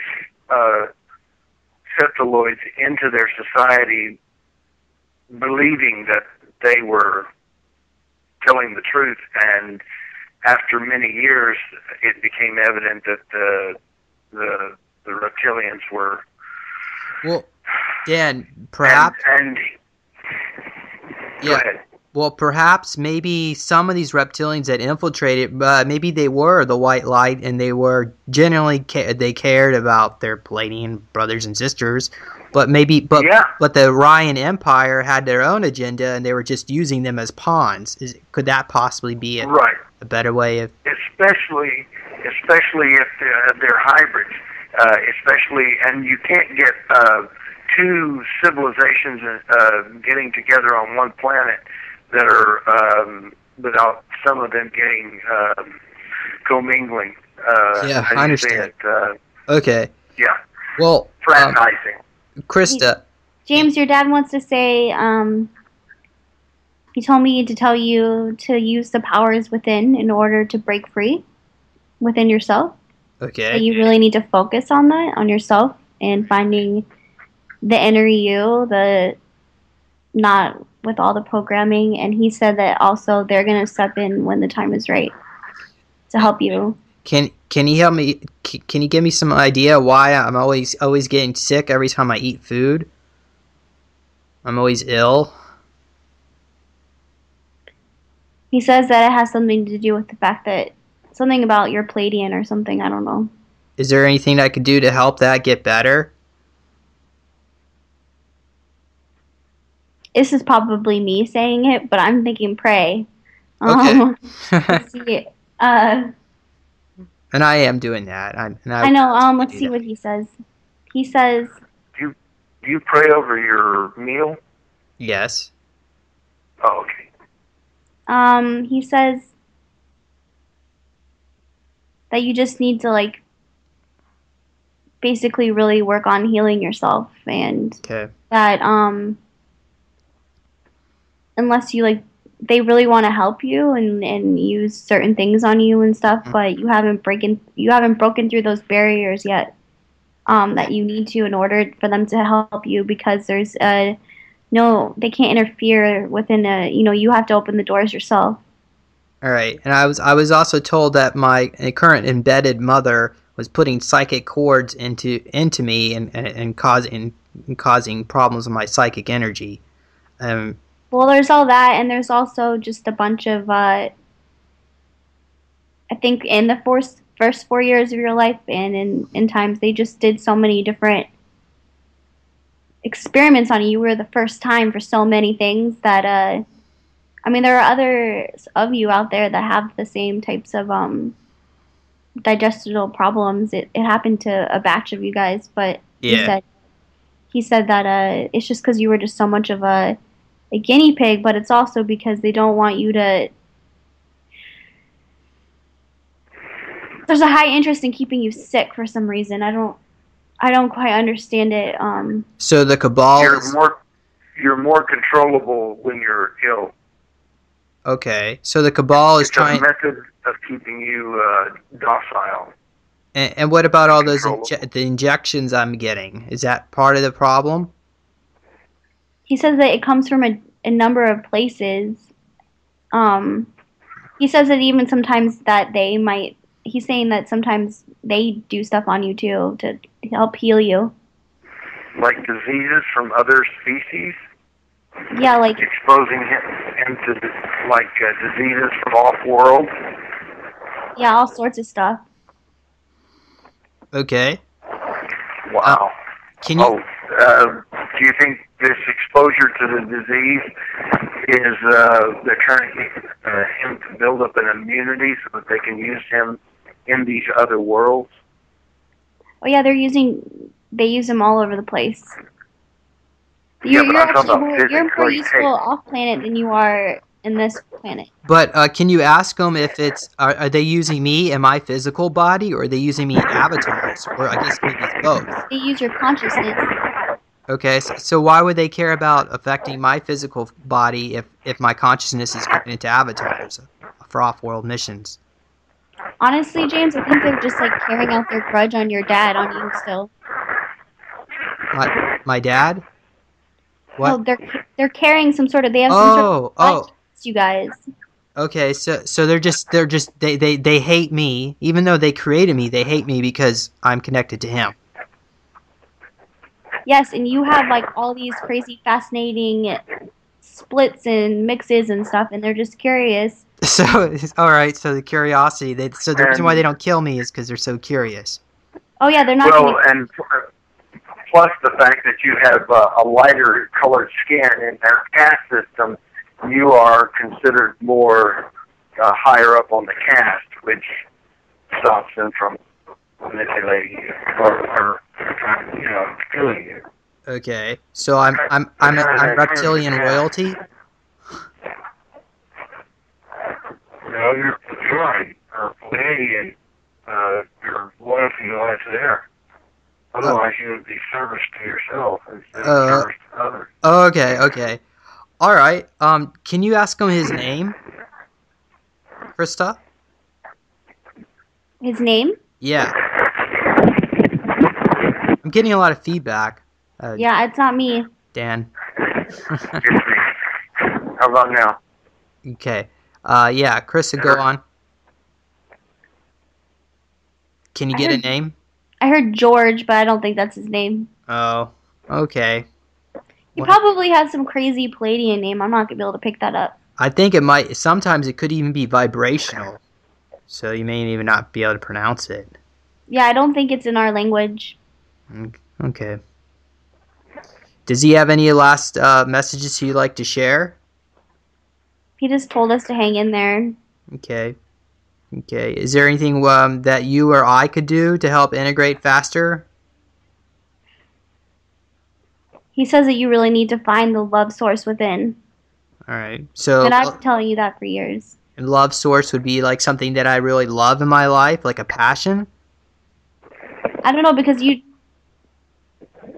your family is like, you never were taught. I don't know how to... I feel like you need to like try to just connect with your Palladian family as much as possible. Okay. Maybe meditate and practice that. Does he want to connect with James personally? Yeah. He does really, really, really bad. Well, as in coming to the planet to get him if he had the opportunity? He says that he thinks about it every day, and like when the time is right, they're gonna do it. But he says that if they go and get James or something about getting you now, it'll put a lot of some of us, the rest of us, in danger in some way. I don't know. Yeah, it's an at-risk situation. I see. What is it? Because they would kill the others off? They realize that we could be picked up and changed, and most likely try to get rid of you as well. Well, they would any way that they can hurt you. They would just put a clone of me in my place, so no one really even know. Well, I guess that The people that know me would know if I was changed out of the clone. Yeah.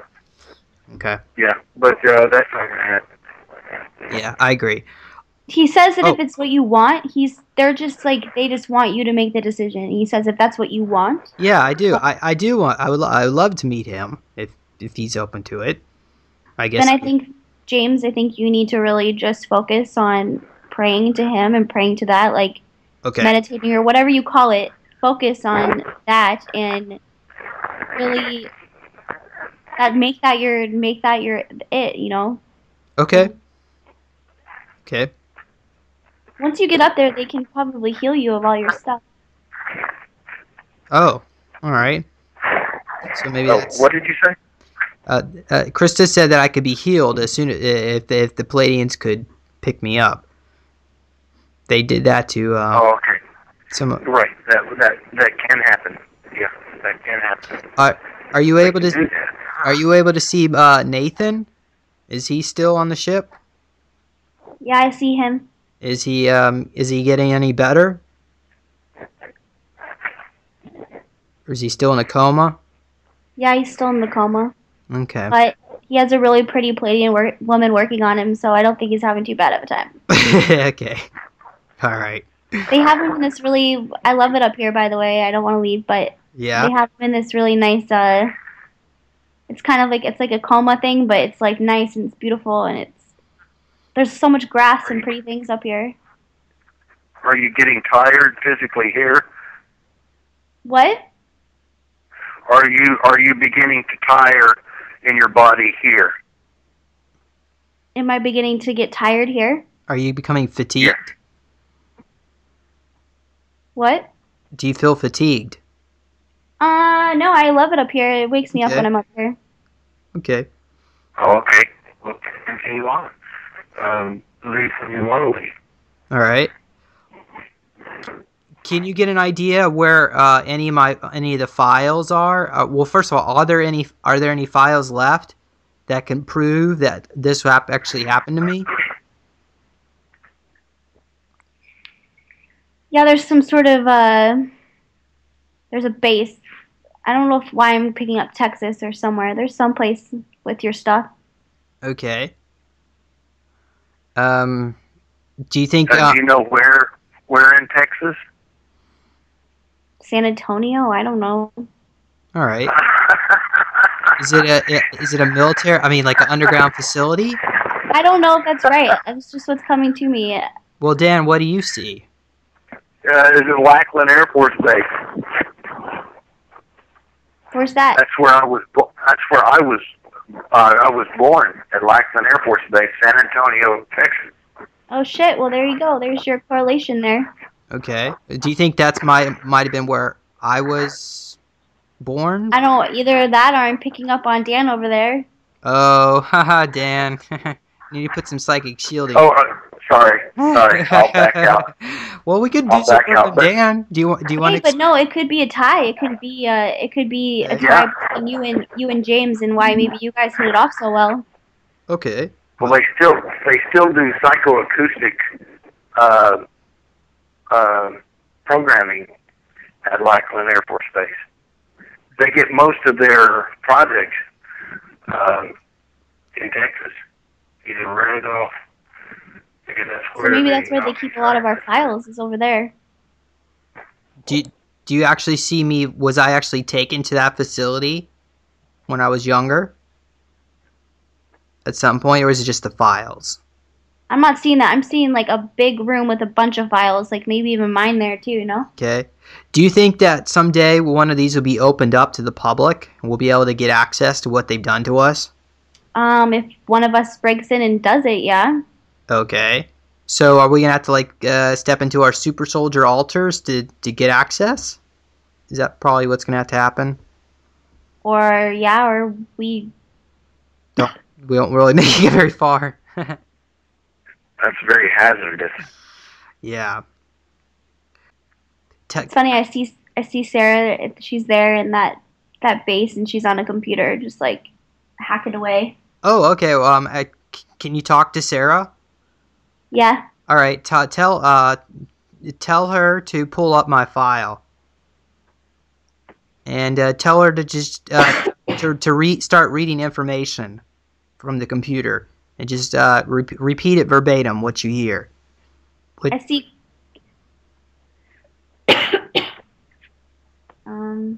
What's she saying?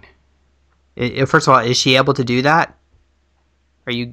I saw King James programming. Okay, and what is that? I don't know. It says, I see the bunny again. Okay. White bunny. I see something with helicopter. I don't know. There's Jake. Jake is your super soldier dude. Oh, okay. No, I just see like your super soldier body, like a picture of you there. Oh, okay. What is this like on a computer screen? Yeah. Okay. All right. What else? She's just like, what are you guys doing in here? She said, I see Michigan. Okay, and what's in Michigan? Maybe you were born in Michigan too, like me. All right. Is it anywhere near Temperance, Michigan? What? Is the place you were born anywhere near Temperance, Michigan? Temperance? Near Toledo. Toledo. Ohio, right across the border. Across the border from Toledo? And then where you were born was in Michigan, very close to Ohio? No, I was born in Farmington Hills. I don't know where that is. Is that close to the Ohio border? It's close to Detroit. Oh, okay. Okay, I know where that is. All right. Well, is Sarah able to give you any more information, or does she want us to leave? There's like some sort of spinning programming. I'm just looking at your page with all your different programmings. There's like trigger words on there. Okay. If you were to say these trigger words, would that be really bad for me? Well, I've already said them, but I'm mixing it up for you. Okay. All right. And so you see, well, how do they program me? In a chair, like a spinning chair, like basically you just like ever since you were a baby, they just all sorts of stuff, spinning you around constantly. Is there sound involved? Yeah, they would, but that was more of when you were older. Okay. Well, how often would I be taken to this facility and programmed and such? Twice a week. Since what age? Since you were a baby. Huh. But I only started noticing needle marks in 2005.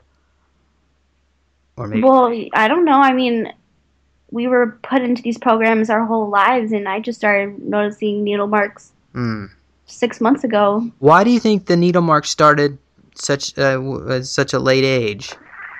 Well, it's because we're integrating, or we're not integrating, but our altars are bleeding. We're bleeding through into our altars. Yeah, because that was after I was in contact with Nathan, and he's the one who helped open my eyes, and that's when I started getting marks. Because a lot of the stuff that's happening.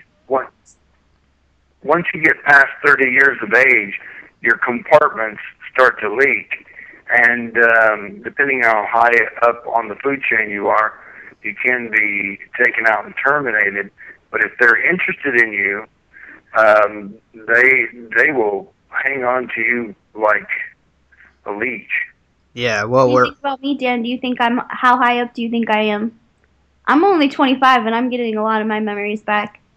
Do you think that you said depending on how high up you are in the food chain, I'm like... Oh, well, usually after age 30, you start to leak, and they want to prevent that. Well, years ago, they used to just terminate the person. They would just kill you.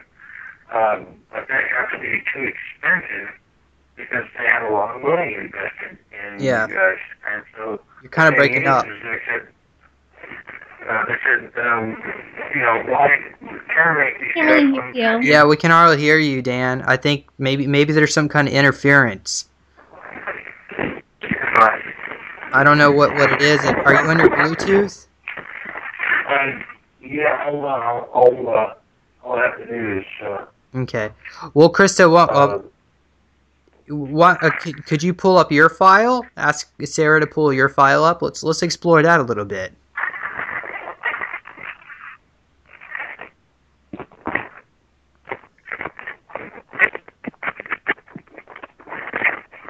It was Operation Hide and Seek. Okay. And what is Operation Hide and Seek?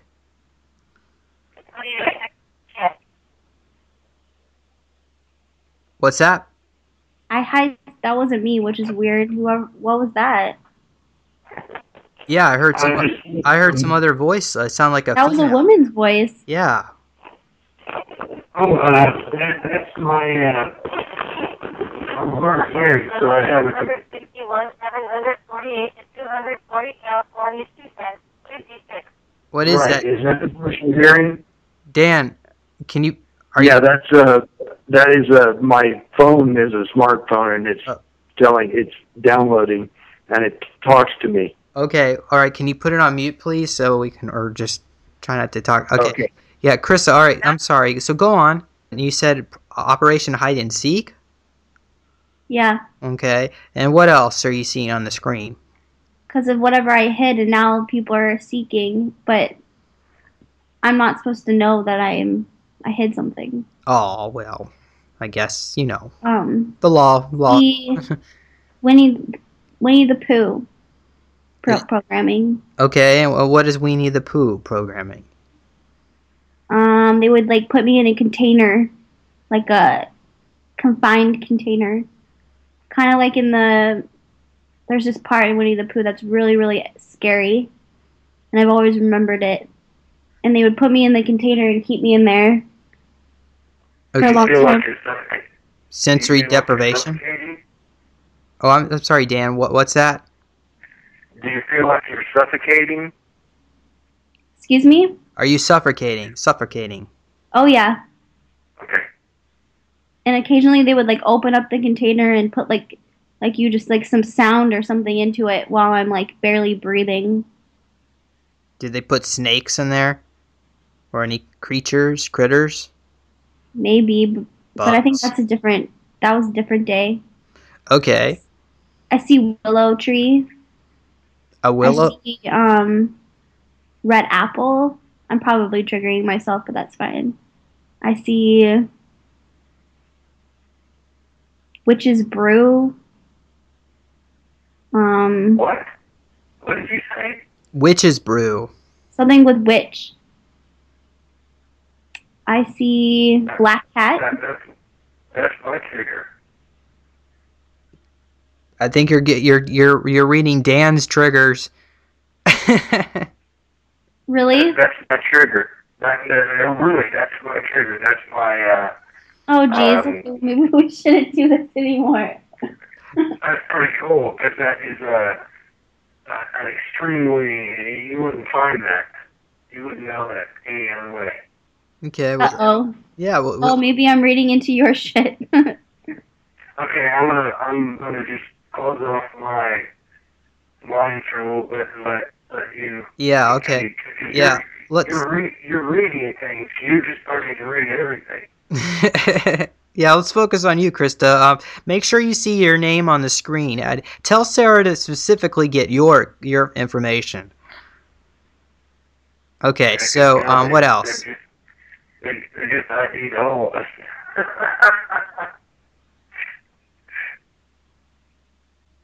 I see just a bunch of clowns. I see my berserker. Okay. And what's your berserker like?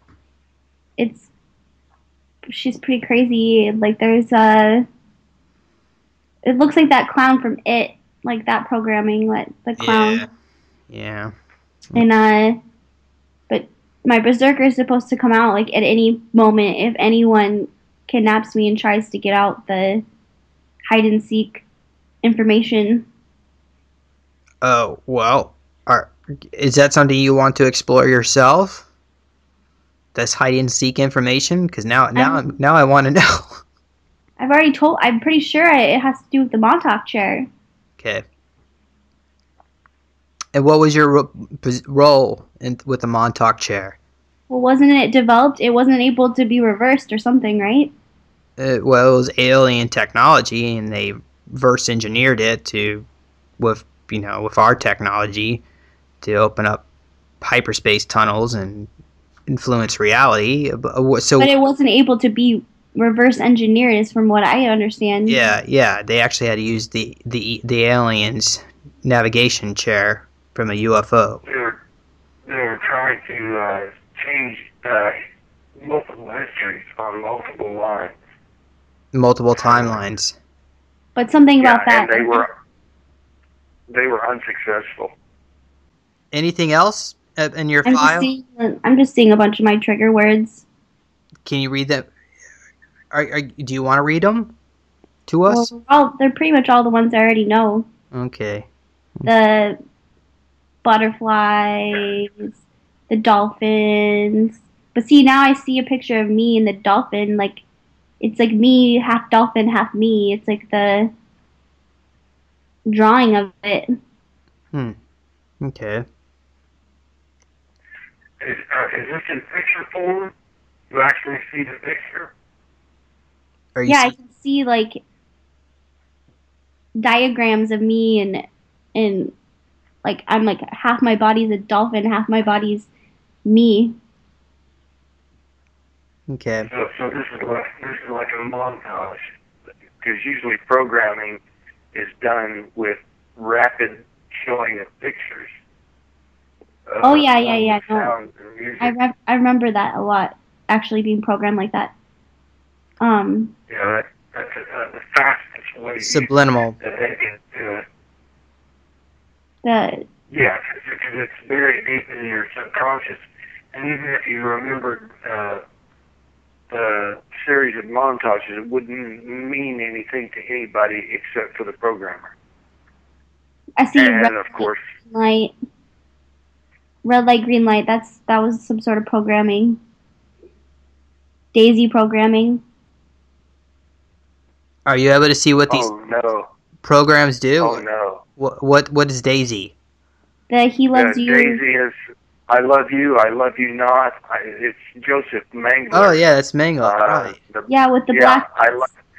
He would take a daisy and he would pull a petal off and say, I love you not. I love you not. And depending on if he reached the last petal, I love you not, then you were killed. Well, Krista, did Joseph Mengele work on you?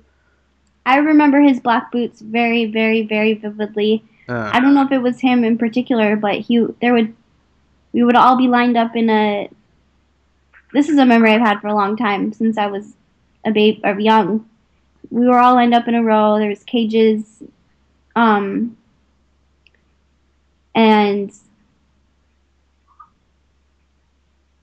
I was kind of like, I was not in a cage. I was kind of like sitting outside the cage, and he would walk with his big black boots, and he had someone would walk, and we would all know once the person came into the hallway with the big black boots, and it had like they would click. It would have some sort of bell or something on the boots, or like metal or something, and then we would know once he got in, the whole room would scream, because we would know that one or two people are going to die, and then he would walk with it, and he would say, he loves you not, and then when you get to the How do you feel if I said the word beautiful Joseph? What? Beautiful Joseph. If I say the word beautiful Joseph, how do you feel? Sorry, I can't hear you. If he says the word beautiful Joseph, how do you feel? It's how I felt. Well, he would make me say that, because he chose not to kill me. Right. Okay. So. Yeah, then that's Mengele programming, but it may not be him, but it is his platform. It had to do with Dr. Green too. Oh yeah, Dr. Green. Well, do you think this was the original Joseph Mengele that worked on you, or you think it might just be? Well, he's still alive. You think he's? They have life extension technology. Yeah, well, that's what I've heard, but I want to hear that from Krista. Honestly, I do. When I close my eyes, I can see him so vividly. I don't know if it's him, the real him. It might have been. Okay, could be a clone. What color are his eyes? What? What color are his eyes? Just really soulless, like soulless, dark brown, black. You think he's a clone? No. Yeah, he's the same one. Is he like possessed? Joseph has blue eyes. Yeah, I don't think it was like actually Mengele. I think it was like one of his prodigies. Yeah, Well, it probably could have been my granddad. Who knows? Okay. All right.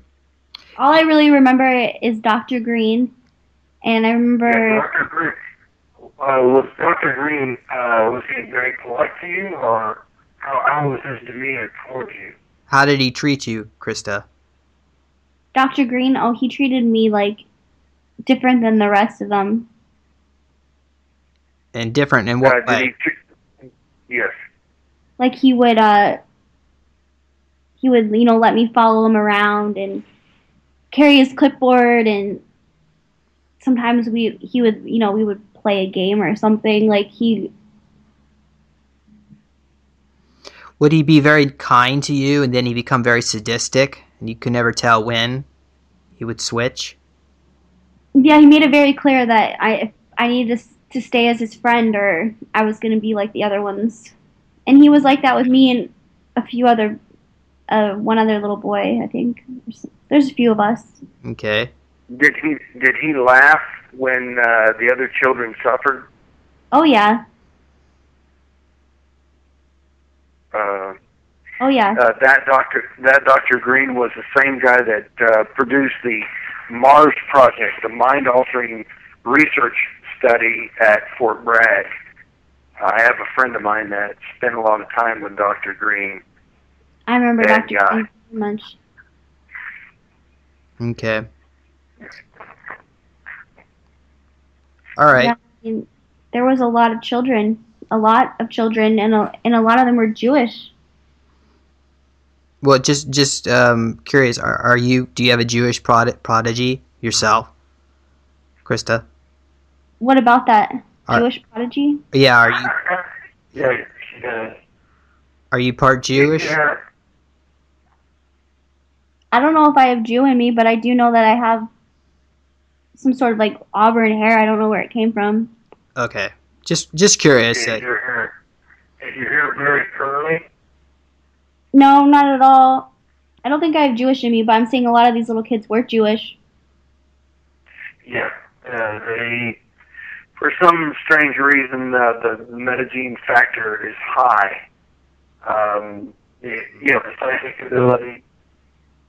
I think my friend Nathan. Yeah, I think my friend Nathan might have been part Jewish. He had curly hair, and he had a last name that was Jewish. So I guess that makes sense. Well, they seek that out because they want that high metagene factor in the blood. That's why they go after the Celtic as well. Yeah, Dan, you're really breaking up. You need to get a headset. Okay. I had the lady talking. Yeah, if I unplug the Bluetooth, then the lady will start talking to you. Oh. I was trying to. It's a program that tells me what's going on. Okay. All right. Well, Krista, is there anything else that we need to explore? No, I feel pretty sick right now. I understand. All right. Well. Actually, what I'd like you to do is, let's teleport back to the Palladian spaceship, and I want you to go into the sick bay, and I'm going to come there with you. Have you ever heard anything called tilt-a-whirl or something like that programming? No. What's tilt-a-whirl? Well, something with whirl around or twirl around or something like that. Merry-go-round. I figured that was probably what you're going to say. Like almost like kaleidoscope kind of thing, where there's different. They spin one thing and around another thing, and so on. A gyroscope, maybe. No, they kind of put you in like a chair of some sort, and they spin you around, spin you around, spin you around, spin you around, spin you around, and then like stop you. And at that point when they stop you, they flash something at you really fast, and it can make you do something. I don't know. Is that how they activate me, or one of the ways? Probably. Is that how I can mimic it myself if I wanted to try to activate my altar on my own? Not that I'm saying I would, but if you want to activate your altar, then why don't you just use your triggers? Oh, you mean the bunny things? Well, as long as you're the handler, as long as you put in the codes that you are doing this because you are the handler. Yeah, so I can't just activate myself, or can I? Well, you can. Yeah, you can. You can, but you want to establish yourself as your own handler. Oh. And we discussed the verbiage on how you become your own handler. Okay. Well, we'll have to say that for another day. Okay. Yeah, this is we're already at 2.5 hours into this. So Wow. Yeah, time flies. So Krista, anything else you briefly wrap up before we end this? Is there anything else? No, I'm good. I'm ready to be done with this. I'm seeing like kids being tortured and eaten and shit. All right. Well, I'd like you to go back up to the Palladian spaceship. Is that okay? Can we do this like 1 minute? 1 minute quick thing? Yeah. Okay. And I want you to go step into the sick bay, and I'm going to join you. And let's just allow these people to help heal our astral body, the trauma. So they're going to use their psychic healing abilities, and they're going to just hold their hands, put their hands on us, and psychically heal us remotely. And somebody's going to work on you, help balance your aura, your chakras. And they're going to pull out the trauma, the negative trauma energies that are in your, sort of hanging around your aura. They're going to just pull those out, and they're going to do the same with me. So let's just take a few moments there, allow them to integrate us. Let me know when that's done. You're holding on to Nathan's hand too at the same time. Oh, okay. Okay. All right. Good. All right, so let's go back into the tunnel there, and let's go through hyperspace. 1, slowly becoming more solid. 2, more and more awake. 3, 4, and 5, eyes open, wide awake, feeling better than you felt before. So, how do you feel now? I didn't realize it had been so long. Yeah, well, I guess time flies when you're. I was going to say when you're having a good time, but I think we were doing a lot of integration work, so we were doing a lot of healing, so it didn't feel like a lot of time. But you did good. You did good, and you did really good. Especially with code words, because my code words are very difficult, and you hacked my code word there, and it's like whenever there's danger in future, so you'll know if I am in a state of duress, I will just say the word. Well, my day is doing like a pot full of witch's brew. He'll say so interesting. Witch's brew. That is so interesting that I picked up on that. Well, the thing is, it's like, you couldn't have known that. I mean, it's so difficult, because that word never, it just never is used, and that's the reason I chose it, is because it's not something that, anyone would use in that, they just wouldn't use it. It's not something people would use, very often. But that was pretty cool. It's like we have a connection. And maybe in a future episode, we can do some more work on you, Dan. Because if you could come up with some questions, maybe ahead of time, so we know what to explore, kind of get an idea what you. Yeah, I would like that. The only thing is, I don't want to make anybody sick, because some of the stuff is. Yeah. Well, I think I'm pretty good at it. I just saw kids being ripped apart, and I'm pretty good still. So I don't think you should worry about that. And yeah, but it's like I'm old school. I hate to talk about awful things in front of mixed company, so to speak. But you have to understand it. In some ways, it's actually a good thing. In order to help integrate with our altar, we have to go back and be exposed, or at least in order to integrate. Integrate. You have to remember what the original trauma, and as horrible as it is, that's all part of our healing process. Yeah. Right. Okay. But I'm definitely ready to get off the phone right now and just go regroup. Okay. All right. Well, thank you, Krista, and thank you, Dan, and let's do this again sometime in the future. Yeah, this has been a pleasure, Krista. It's a pleasure meeting you, and like I say, you probably should go in and take a nice warm bath. Well, I can't be in the water very long. It activates my dolphin DNA. Do you actually? I think I might have asked you that. Do you actually? I think I asked you that. If you turn colors. Yeah. No, I don't. All of my children turn a dark blue when they get in any kind of water. And it's,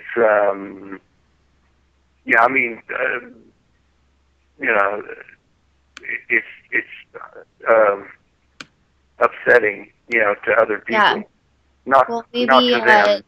Maybe next time we talk, I can maybe look into a little bit of that with your kids. Yeah, because they don't want them. They don't go after them. I thought they would, but they have a 6, the digit 6 in their social security number, and so they don't. Oh, may I ask what the first digit in your social security number is? It's me knowing that. It's a 3. Yeah, but the last ones are 007. I don't think you should give that. Oh wow. That's 007, like Goldfinger. No, I find it very, very ironic. 007. Yeah, you got it. Well, James Bond. Yeah. That sounds like that's something you were set up with. Duh. But I think. Yeah, that's the well, way it is, Michigan. Some of them have a sense of humor. Not many, but. What? Some of them do. Some of them what? Some of them have a sense of humor, but it's a sick sort of humor. Definitely.